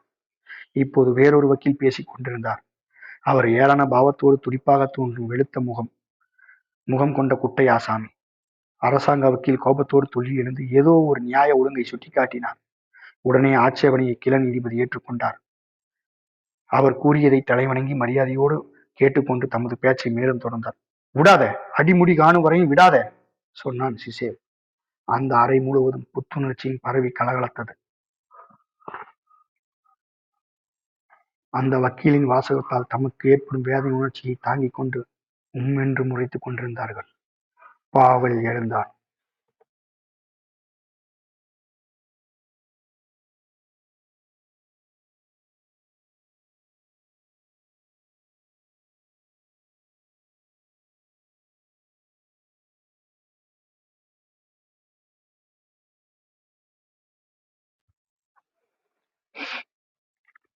பாவல் இருந்தான். திடீரென அந்த அறை முழுவதும் அமைதி நிலவியது. தாய் தன் உடம்பை முன்னால் தள்ளிக்கொண்டு பார்த்தாள். பாவில் மிகுந்த அமைதியோடு பேசத் தொடங்கினான். கட்சியின் அங்கத்தினன் என்ற முறையில் நான் என் கட்சியின் தீர்ப்பைத்தான் அங்கீகரிக்கிறேன். எனவே என் குற்றமின்மையை பற்றி எதுவும் பேச தயாராக இல்லை. ஆனால் என் தோழர்களின் வேண்டுகோளுக்காக, என்னைப் போலவே தங்கள் சார்பில் வாதாட மறுத்துவிட்ட தோழர்களின் வேண்டுகோளுக்காக நீங்கள் புரிந்து கொள்ளாத சில விஷயங்களை நான் விளக்கிச் சொல்ல முயல்கிறேன். சோசியல் டெமோக்ரசிஸ் என்ற பெயரால் எங்கள் இயக்கம் ஆட்சி அதிகாரத்துக்கு எதிராக கிளர்ச்சி செய்கிறது என அரசாங்க வக்கீல் குறிப்பிட்டார். நாங்கள் அனைவருமே ஜார் அரசனை கவிழ்க்க முயலும் கூட்டத்தார் என்று அவர் எங்களை பற்றி எப்போதும் குறிப்பிட்டு பேசியிருக்கிறார். ஆனால் உங்களுக்கு நான் ஒரு விஷயத்தை தெளிவாக்கிவிட வேண்டும். மன்னராட்சி ஒன்று மட்டும்தான் நமது நாட்டை பிணைத்து கட்டியிருக்கும் விலங்கு என நாங்கள் கருதவில்லை. ஆனால் அதுதான் முதல் விலங்கு. அதுதான் நம் கைக்கு விரைவில் எட்டக்கூடிய விலங்கு. அந்த விலங்கை தரித்து மக்களை விடுவிக்க வேண்டியது எங்களோட கடமை. அவனது உரிவாய்ந்த குரலில் ஓங்காரத்தால் அந்த அமைதி மேலும் அழுத்தமாக தோன்றியது. அந்த அறையின் சுவர்களோ பின்வாங்கி விசாலிப்பது போல் தோன்றியது. உயர்ந்ததொரு இடத்துக்கு சென்று விட்டவனைப் போல் பாவில் காட்சியளித்தான். நீதிபதிகள் நிலை கொள்ளாமல் தவித்து தத்தளித்து தமது ஆசனங்களில் நெளிந்து கொண்டிருந்தார்கள். பிரபு வம்ச தலைவர்கள் உம்மென்று முகத்தை வைத்துக் கொண்டிருந்தார்கள். நீதிபதிகளிடம் ஏதோ ரகசியமாக சொன்னார். அதை கேட்டு அந்த நீதிபதி தலையை ஆட்டிவிட்டு பிரதம நீதிபதியிடம் ஏதோ சொன்னார். அவருக்கு அடுத்தால் போல் இருந்த சீக்கால் நீதிபதி அவர் இன்னொரு காதில் ஏதோ ஓதினார். அந்த கிள நீதிபதி வலது இடதுபுறமாக அசைந்து கொண்டே பாவலின் பக்கமாக திரும்பி ஏதோ சொன்னார். ஆனால் அவரது வார்த்தைகளை பாவலின் நிதானமான ஆட்டொழுக்கமான பேச்சு அழுத்தி விழுங்கிவிட்டது. நாங்கள் சோசலிஸ்டுகள், அதாவது தனிநபர் சொத்துரிமையின் பெயரால் மக்கள் சமுதாயத்தை பிளவுபடுத்தி மக்களை ஒருவருக்கு ஒருவர் எதிராக தூண்டி மோதவிட்டு தமது நல உரிமைகள் மீது வெறுப்புணர்ச்சியை உண்டாக்கும் இந்த சமுதாய அமைப்புக்கு நாங்கள் எதிரிகள். இந்த சொத்துரிமையும் சமுதாய அமைப்பு இந்த வெறுப்புணர்ச்சியை மூடி மறைப்பதற்காக அல்லது அதை ஏற்றுக்கொள்வதற்காக பொய்மைக்கும் புனைச்சுருட்டுக்கும் ஆளாகி மக்கள் அனைவரும் பொய்களுக்கும் மாய்மாலத்துக்கும் தீய கிரிகளுக்கும் ஆளாகி விடுகிறது. தான் செழிப்பாக வாழ வேண்டும் என்பதற்காக மனித பிறவியை ஒரு கருவியாக பயன்படுத்த எண்ணும் சமுதாயத்தை நாங்கள் மனித தன்மையற்றதாக, எங்களது நல உரிமைகளின் எதிரியாக கருதுகிறோம். அந்த சமுதாயத்தின் பொய்யான இரண்டுபட்ட ஒழுக்க நெறியை நாங்கள் ஒப்புக்கொள்ள முடியாது. தனி மனிதனிடம் அந்த சமுதாயம் காட்டும் குரூரத்தையும் வக்கர புத்தியையும் நாங்கள் வெறுத்து தள்ளுகிறோம். அந்த மாதிரியான சமுதாய அமைப்பு தனி மனிதனின் உடலின் மீது உள்ளத்தின் மீது சுமத்தி இருக்கும் சகல விதமான அடிமைத்தனத்தையும் சுயநலத்தின் பேராசையால் மனிதர்களை நசுக்கி பிழியும் சகலவிதமான சாதனங்களையும் நாங்கள் எதிர்த்து போராட விரும்புகிறோம். எதிர்த்து போராடவே செய்வோம். நாங்கள் தொழிலாளர்கள். சிறு குழந்தைகளின் விளையாட்டு கருவிகளில் இருந்து பிரம்மாண்டமான எந்திர சாதனங்கள் வரை சகலவற்றையும் எங்கள் உழைப்பின் மூலமே நாங்கள் உலகத்துக்கு படைத்துக் கொடுக்கிறோம். ஆனால் எங்களது மனித கௌரவத்தை காப்பாற்றிக் கொள்ளும் உரிமையை கூட பறிகொடுத்தவர்கள் நாங்கள் தான். சொந்த நலன்களை நிறைவேற்றிக் கொள்வதற்காக ஒருவருக்கொருவர் எங்களை தங்கள் கை கருவிக்காக பயன்படுத்திக் கொள்ள முடிகிறது. ஆனால் தற்போது நாங்கள் எங்கள் கைகளிலே சகல அதிகாரம் இருக்க வேண்டும் என்பதற்காக இறுதியாக இந்த அதிகாரத்தை அடையும் அளவுக்கு சுதந்திரம் பெற விரும்புகிறோம். எங்களது கோஷங்கள் மிகவும் தெளிவானவை. தனி சொத்துரிமை ஒழிக, உற்பத்தி சாதனங்கள் அனைத்தும் மக்கள் கையில், அதிகாரம் அனைத்தும் மக்களிடத்தில், உழைப்பது ஒவ்வொருவருடைய கடமை. இதைத்தான் எங்கள் கோஷங்கள். இவற்றிலிருந்து நாங்கள் வெறும் கலகக்காரர்கள் இல்லை என்பதை நீங்கள் கண்டுகொள்ளலாம். பாவல் லேசாக சிரித்தான். தனது தலைமயிரை விரல்களால் மெதுவாக கோதிவிட்டான். அவனது நீலக்கண்களில் ஒளி முன்னைவிட பிரகாசமாக பிரகாசித்தது. விஷயத்தை விட்டு வெளியே போகாத, அந்த கிழட்டு நீதிபதி தெளிவாகவும் உரத்தும் எச்சரித்தார். அவர் பாவலின் பக்கம் திரும்பி அவனை பார்த்தார். அவர் பார்த்த பார்வையில் அவரது மங்கிய இடது கண்ணில் பொறாமையும் புகைச்சலும் நிறைந்த ஒரு ஒளி பளிச்சிட்டு மின்னுவதாக தாய்க்கு தோன்றியது. எல்லா நீதிபதிகளும் அவளது மகனை ஏறிட்டு பார்த்தார்கள். எல்லோரது கண்களும் அவனது முகத்தையே பற்றி பிடித்தது. அவனது சக்தியை உறிஞ்சுவது போலவும், அவனது இரத்தத்துக்காக தாகம் கொண்டு தவிப்பது போலவும், அந்த இரத்த பானத்தால் உளுத்து கலகலத்து போன தங்கள் உடம்புகளுக்கு ஊட்டமளித்து தேற்றிக் கொள்ள நினைப்பது போலவும் தாய்க்கு தோன்றியது. ஆனால் அவளது மகனோ உறுதியோடும் தைரியத்தோடும் நேராக நிமிர்ந்து நின்று தனது கையை எட்டி நீட்டி பேசிக் கொண்டிருந்தான்.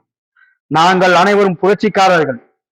ஒரு சிலர் வேலை வாங்கவும் மற்றவர்கள் அனைவரும் வேலை செய்யவுமாக இருக்கின்ற நாள் வரையில் நாங்களும் புரட்சிக்காரர்களாகவே இருப்போம். யாருடைய நலன்களையும் காப்பாற்றுவதற்காக நாங்கள் அனைவரும் ஏவலாளிகளாக இருக்கிறீர்களோ அவர்களது சமுதாயத்தோடு எந்த விதத்திலும் ஒத்துப்போகாத எதிரிகள் நாங்கள். அந்த சமுதாயத்துக்கும் உங்களுக்கும் எதிரிகள் நாங்கள். எங்களது போராட்டத்தில் நாங்கள் வெற்றி காணும் வரை நமக்கு எந்த விதமான சமாதானமும் ஏற்பட போவதில்லை. தொழிலாளர்களாகிய நாங்கள் நிச்சயமாக வெற்றி பெறுவோம். உங்கள் எஜமானர்களோ அவர்கள் நினைத்துக் கொண்டிருப்பது போல பலசாலிகள் ஒன்றும் இல்லை. தனிநபர் சொத்துக்களை பாதுகாப்பதற்காகவும் பெருக்கி குவிப்பதற்காகவும் தங்களது அதிகாரத்தால் லட்சோப லட்சம் மக்களை அடிமைப்படுத்தவும் கொன்று குவிக்கவும் உதவி கொண்டிருக்கும் தனிப்பட்ட சொத்துரிமைதான். எங்கள் மீது ஆட்சி செலுத்த அவர்களுக்கு பலம் தரும் அந்த சக்தி தான். அவர்களுக்குள்ளாகவே தகராறுகள் கிளம்பி விடுகிறது. அந்த சொத்துரிமை அவர்களை உடல் பூர்வமாகவும் உள்ளம் பூர்வமாகவும் சீர்குலைத்து வருகிறது. தனி சொத்துரிமையை காப்பது என்பது சாமானியமான காரியம் அல்ல. உண்மையை சொல்ல போனால் எங்களது எஜமானர்களாக இருக்கும் நீங்கள் அனைவரும் எங்களை விட மோசமான அடிமைகளாக இருக்கிறீர்கள். நாங்கள் உடல் பூர்வமாகத்தான் அடிமையாகணும். ஆனால் நீங்களோ உங்கள் உள்ளபூர்வமாக கொன்றுவிட்ட நுகக்காலில் இருந்து விருப்பு வெறுப்பு பழக்க வழக்கம் என்னும் நுகத்தடியின் பழுவிலிருந்து உங்களை விடுவித்துக் கொள்வதற்கு நீங்களே சக்தியற்று போய்விட்டீர்கள். ஆனால் நாங்கள் சுதந்திரமான உள்ளத்தோடு இருப்பதை எந்த சக்தியுமே கட்டுப்படுத்தவில்லை. உங்களது இஷ்டத்துக்கு மாறாக நாங்கள் எங்களது உணர்விலே செய்து கொண்டிருக்கும் முறிவு மருந்துகளாலே நீங்கள் எங்களுக்கு ஊட்டி வரும் விஷங்களை எல்லாம் வலுவற்று முறிந்து போகிறது. எங்களது சத்திய தரிசனம் எந்தவித தடையுமின்றி அசுர வேகத்தோடு வளர்ந்து ஓங்கி வளர்கிறது. மேலும் அந்த சத்தியம் நல்ல மனிதர்களை, உங்களது சமூகத்திலே மனதை பறிகொடுக்காது தப்பி பிழைத்த நல்லவர்களை எல்லோரையும் தன்பால் கவர்ந்திருக்கிறது. உங்களது வர்க்கத்தை நேர்மையான ஒழுங்குமுறையோடு பாதுகாப்பதற்கு உங்களிடம் ஒருவரும் இல்லை என்பதை நீங்களே பாருங்கள். சரித்திர பூர்வமான நியாயத்தின் அழுத்த சக்தியிலிருந்து உங்களை காப்பாற்றிக் கொள்வதற்கு நீங்கள் கூறிய சகல வாத பிரதிவாதங்களும் வாய் சேர்த்து வலுவிழந்து வாடி விழுவதை நீங்களே கண்டிருப்பீர்கள். எந்த விதமான புதிய சிந்தனைகளும் உங்களால் படைக்க இயலாது. ஆத்மார்த்தமான விஷயத்தில் நீங்கள் ஆண்மையற்று மலர்த்தி போய்விட்டீர்கள். ஆனால் எங்களது கருத்துக்களோ என்றென்றும் வளர்ந்தோங்குகிறது. என்றென்றும் அணையாத தூண்டா மணிவிளக்காய் பிரகாசமாய் பொங்குகிறது. மக்கள் அனைவருக்கும் உணர்ச்சியூட்டி சுதந்திர போராட்டத்துக்காக அவர்களை ஒன்றுபடுத்தி பலம் பெற்று விளங்கச் செய்கிறது. தொழிலாளர் வர்க்கம் சாதிக்க வேண்டிய மகத்தான சாதனையின் ஞான போதம் உலக தொழிலாளர்கள் அனைவரும் ஒன்றுபட்டு உருவாக்கி வளர்த்து அவர்களை ஒரு மகத்தான ஏக சக்தியாக உருவாக்குகிறது. அவர்களை கலகலத்து உயிர்ப்பிக்கும் பெரும் சக்தியை எதிர்த்து போராடுவதற்காக கொடுமையையும் வெடுவெடுப்பையும் தவிர உங்களிடம் எந்த விதமான ஆயுதமும் கிடையவே கிடையாது. ஆனால் உங்களோட வக்கர குணம் வெளிப்படையானது. கொடுமையோ எரிச்சல் தருவது. இன்று எங்களது கழுத்தை நெரிக்கும் கைகளோ நாளை எங்களை தோழமையுணர்ச்சியோடு தழுவிக்கொள்வதற்காக தாவி வரத்தான் போகிறது. உங்களது சக்தியே செல்வத்தை பெருக்க உதவும் எந்திர சக்தி. அந்த சக்தி உங்களை துண்டுபடுத்தி இருகூறாக்கி நீங்களே உங்களை ஒருவரை ஒருவர் கொத்தி குதறி குலைபிடுங்கி சாவதற்குத்தான் வழிகோல்கிறது. ஆனால் எங்களது சக்தியோ சகல தொழிலாளர் மக்களின் ஒன்றுபட்ட ஐக்கிய பலத்தால் என்றென்றும் ஜீவலோகத்தோடு வளர்ந்து ஓங்கிக் கொண்டிருக்கும் மனசாட்சியினால் இயக்கப்படுகிறது. நீங்கள் செய்வது அனைத்தும் படு மோசகமான பாத செயல்கள். ஏனென்றால் உங்கள் செயல்கள் அனைத்தும் மக்களை அடிமைப்படுத்துவதில் தான் முனைந்து நிற்கிறது. உங்களது பொய்மையும் பேராசையும் குரோத வெறியும் உலகத்தில் எண்ணற்ற பிசாசுகளையும் பூதங்களையும் தான் படைத்திருக்கிறது. அந்த பூதங்களும் பிசாசுகளும் மக்களை கோலையாக்கி விட்டது. அந்த பைசாச ஆதிக்கத்தின் பிடியிலிருந்து மக்களை விடுவித்து காப்பாற்றுவதே எங்கள் பணி. நீங்கள் மனிதனை வாழ்க்கையில் இருந்து பிரித்து பிடுங்கி அவனை அழித்து விட்டீர்கள். நீங்கள் அழித்து சுடுகாடு ஆக்கிய இந்த உலகத்தை சோசலிசம் ஒரு மகோ உன்னதமான மகா சக்தியாக வளர்ந்து உருவாகி வளப்படுத்தும். நிச்சயம் இது நிறைவேறத்தான் போகிறது. பாவல் ஒரு கணம் பேச்சை நிறுத்தினான். மீண்டும் அதே உறுதியோடு மெதுவாக கூறினான், நிச்சயம் நிறைவேறத்தான் போகிறது. நீதிபதிகள் தங்களுக்குள் ஏதோ பேசிக் கொண்டார்கள். பாவலின் மீது வைத்த பார்வையை விளக்காமல் முகத்தை எப்படி எல்லோமோ விகாரமாக வைத்துக் கொண்டார்கள். அவனது துடிப்பையும் இளமையும் பலத்தையும் கண்டு பொறாமை பொங்கி தங்களது பார்வையாலே அவனை அவர்கள் நாசப்படுத்திவிட முயலுவது போல் தாய்க்கு தோன்றியது. கைதிகள் அனைவரும் மகிழ்ச்சியால் கண்கள் பிரகாசிக்க முகம் வெளிர பரிபூரண கவனத்தோடு தங்களது தோழனின் பேச்சை கூர்ந்து கேட்டார்கள். தாயோ தன் மகனின் ஒவ்வொரு வார்த்தையையும் அள்ளி பருகினாள். அந்த வார்த்தைகள் அனைத்தும் அவனது மனக்கட்டில் வரிசை வரிசையாக பதிந்து நிலைத்தது. அந்த கிள நீதிபதி எதையோ தெளிவுபடுத்திக் கொள்வதற்காக பாவலின் பேச்சில் எதையோ முறை குறித்துவிட்டார். இடையே ஒரு முறை அவர் வருத்தத்தோடு புன்னகையும் புரிந்து கொண்டார். பாவல் இடையிடையே பேச்சை நிறுத்தினாலும் மீண்டும் அதே அமைதி தேய்ந்த உறுதியோடு மேலும் பேசத் தொடங்கினார். மீண்டும் ஜனங்கள் அவனது பேச்சை உள்ளம் இழந்து கேட்கச் செய்வான். நீதிபதிகள் விருப்பத்தையும் அவன் தன் விருப்பத்துக்கு ஆளாக்கி விடுவான். கடைசியாக அந்த கிள நீதிபதி வாய்விட்டு கையை நீட்டி கத்தினார். பதிலுக்கு பாவல் கேலி பாவத்தோடு தன பேச்சை தொடங்கினான். இதோ நான் என் பேச்சை முடிச்சிடுறேன். உங்கள எவரையும் தனிப்பட்ட முறையில தாக்கி பேசணும் என்ற விருப்பம் எனக்கு இல்லை. அதுக்கு மாறா விசாரணைங்கிற பேர்ல நீங்க நடத்துற இந்த கேலி கூத்த நான் வேண்டா வெறுப்பா உட்கார்ந்து கவனிச்சிட்டு இருக்கேன். உங்க மீது எனக்கு அனுதாப உணர்ச்சி என் உள்ளத்துல அநேகமா பொங்கி வெளியுது. என்ன இருந்தாலும் நீங்களும் மனுஷ பிறவிதானே. எங்களோட இயக்கத்துல எதிரிகள் கூட மிருக சக்திக்கு ஊழியர் செய்யறதுக்கு கேவலமாகவும் வெகும் தாழ்ந்து கடகெட்டு போனவங்களை கூட மனுஷனோட கௌரவத்து மான உணர்ச்சியும் முற்று இழந்தவங்க கூட நாங்க மனுஷ பிறவியாத்தான் மதிச்சு அவங்களுக்காக துக்கப்படுறோம். அவன் நீதிபதிகளை பார்க்காமலே தான் இடத்தில் அமர்ந்தான். தாயோ திக்கு முக்காடும் பேச்சோடு அந்த நீதிபதிகளை பார்த்து கொண்டிருந்தார். பாவலின் கையை பிடித்து அந்திரே முகமும் பிரகாசமடைந்து சாமு மாசின் முதலானோர் அவன் பக்கமாக குனிந்திருந்தார்கள். தன்னுடைய தோழர்களின் உற்சாகத்தை கண்டு பாவல் புன்னகை புரிந்தான். அவன் தாயின் பக்கம் திரும்பி உனக்கு திருப்திதானே என கேட்கும் பாவையில் தலையை அசைத்தான். பதிலுக்கு அவள் மகிழ்ச்சியோடு பெருமூச்செறிந்தாள். அவளது முகத்தில் அன்புணர்ச்சி அலை அலையாக பரவி சிரித்தது. இப்போதுதான் உண்மையான விசாரணை ஆரம்பமாயிற்று என தாயினம் மெதுவாக கூறினான் சிசேல். அவன் அவர்களை வீசி விளாசி தள்ளிட்டான் பாத்தியா? அவள் பதிலே கூறாமல் தலையை மட்டும் ஆட்டினாள். தன் மகன் தைரியத்தோடு பேசியதை கேட்டு அவள் மகிழ்ச்சி அடைந்தாள். அவன் பேசி முடித்ததைக் கண்டு அந்த ஆனந்தம் பேரானந்தமாயிற்று. அவளது மனதில் துடிதுடித்துக் கொண்டிருந்த கேள்வி ஒன்றே ஒன்றுதான். அவர்கள் இப்போது என்ன செய்வார்கள்?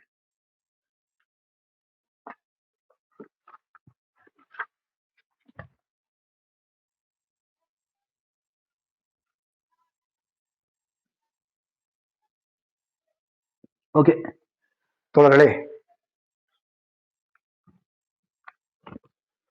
இறுதி பகுதி திங்கட்கிழமை வாசிக்கிற.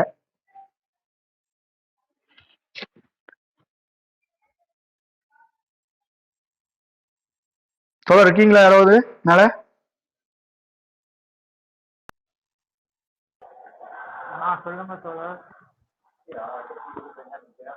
ஓகே, இன்றைய வாசி முடிச்சுக்கலாங்களா? முடிச்சுக்கலாம். ஓகே தோழர், திங்கட்கிழமை இதனுடைய இறுதி பகுதி ஒரு அரை மணி நேரம் கழிச்சு ஒரு 2 மணிக்கு தான் ஆரம்பிப்பேங்க திங்கட்கிழமை. ஏன்னா 1.5 மணி கொஞ்சம் பகுதி ஒரு 30 பக்கம் தான் இருக்கு. அதனால ஒரு 2 மணிக்கு ஆரம்பிச்சுக்கலாம். நன்றி தோழர்களே. ஏதாவது கருத்து கூற விருப்பம் இருந்தா மேல வாங்க, இல்லைன்னா ரூம் இன் பண்ணிக்கிறேன். ஒரு 2 நிமிஷம் வெயிட் பண்றேன்.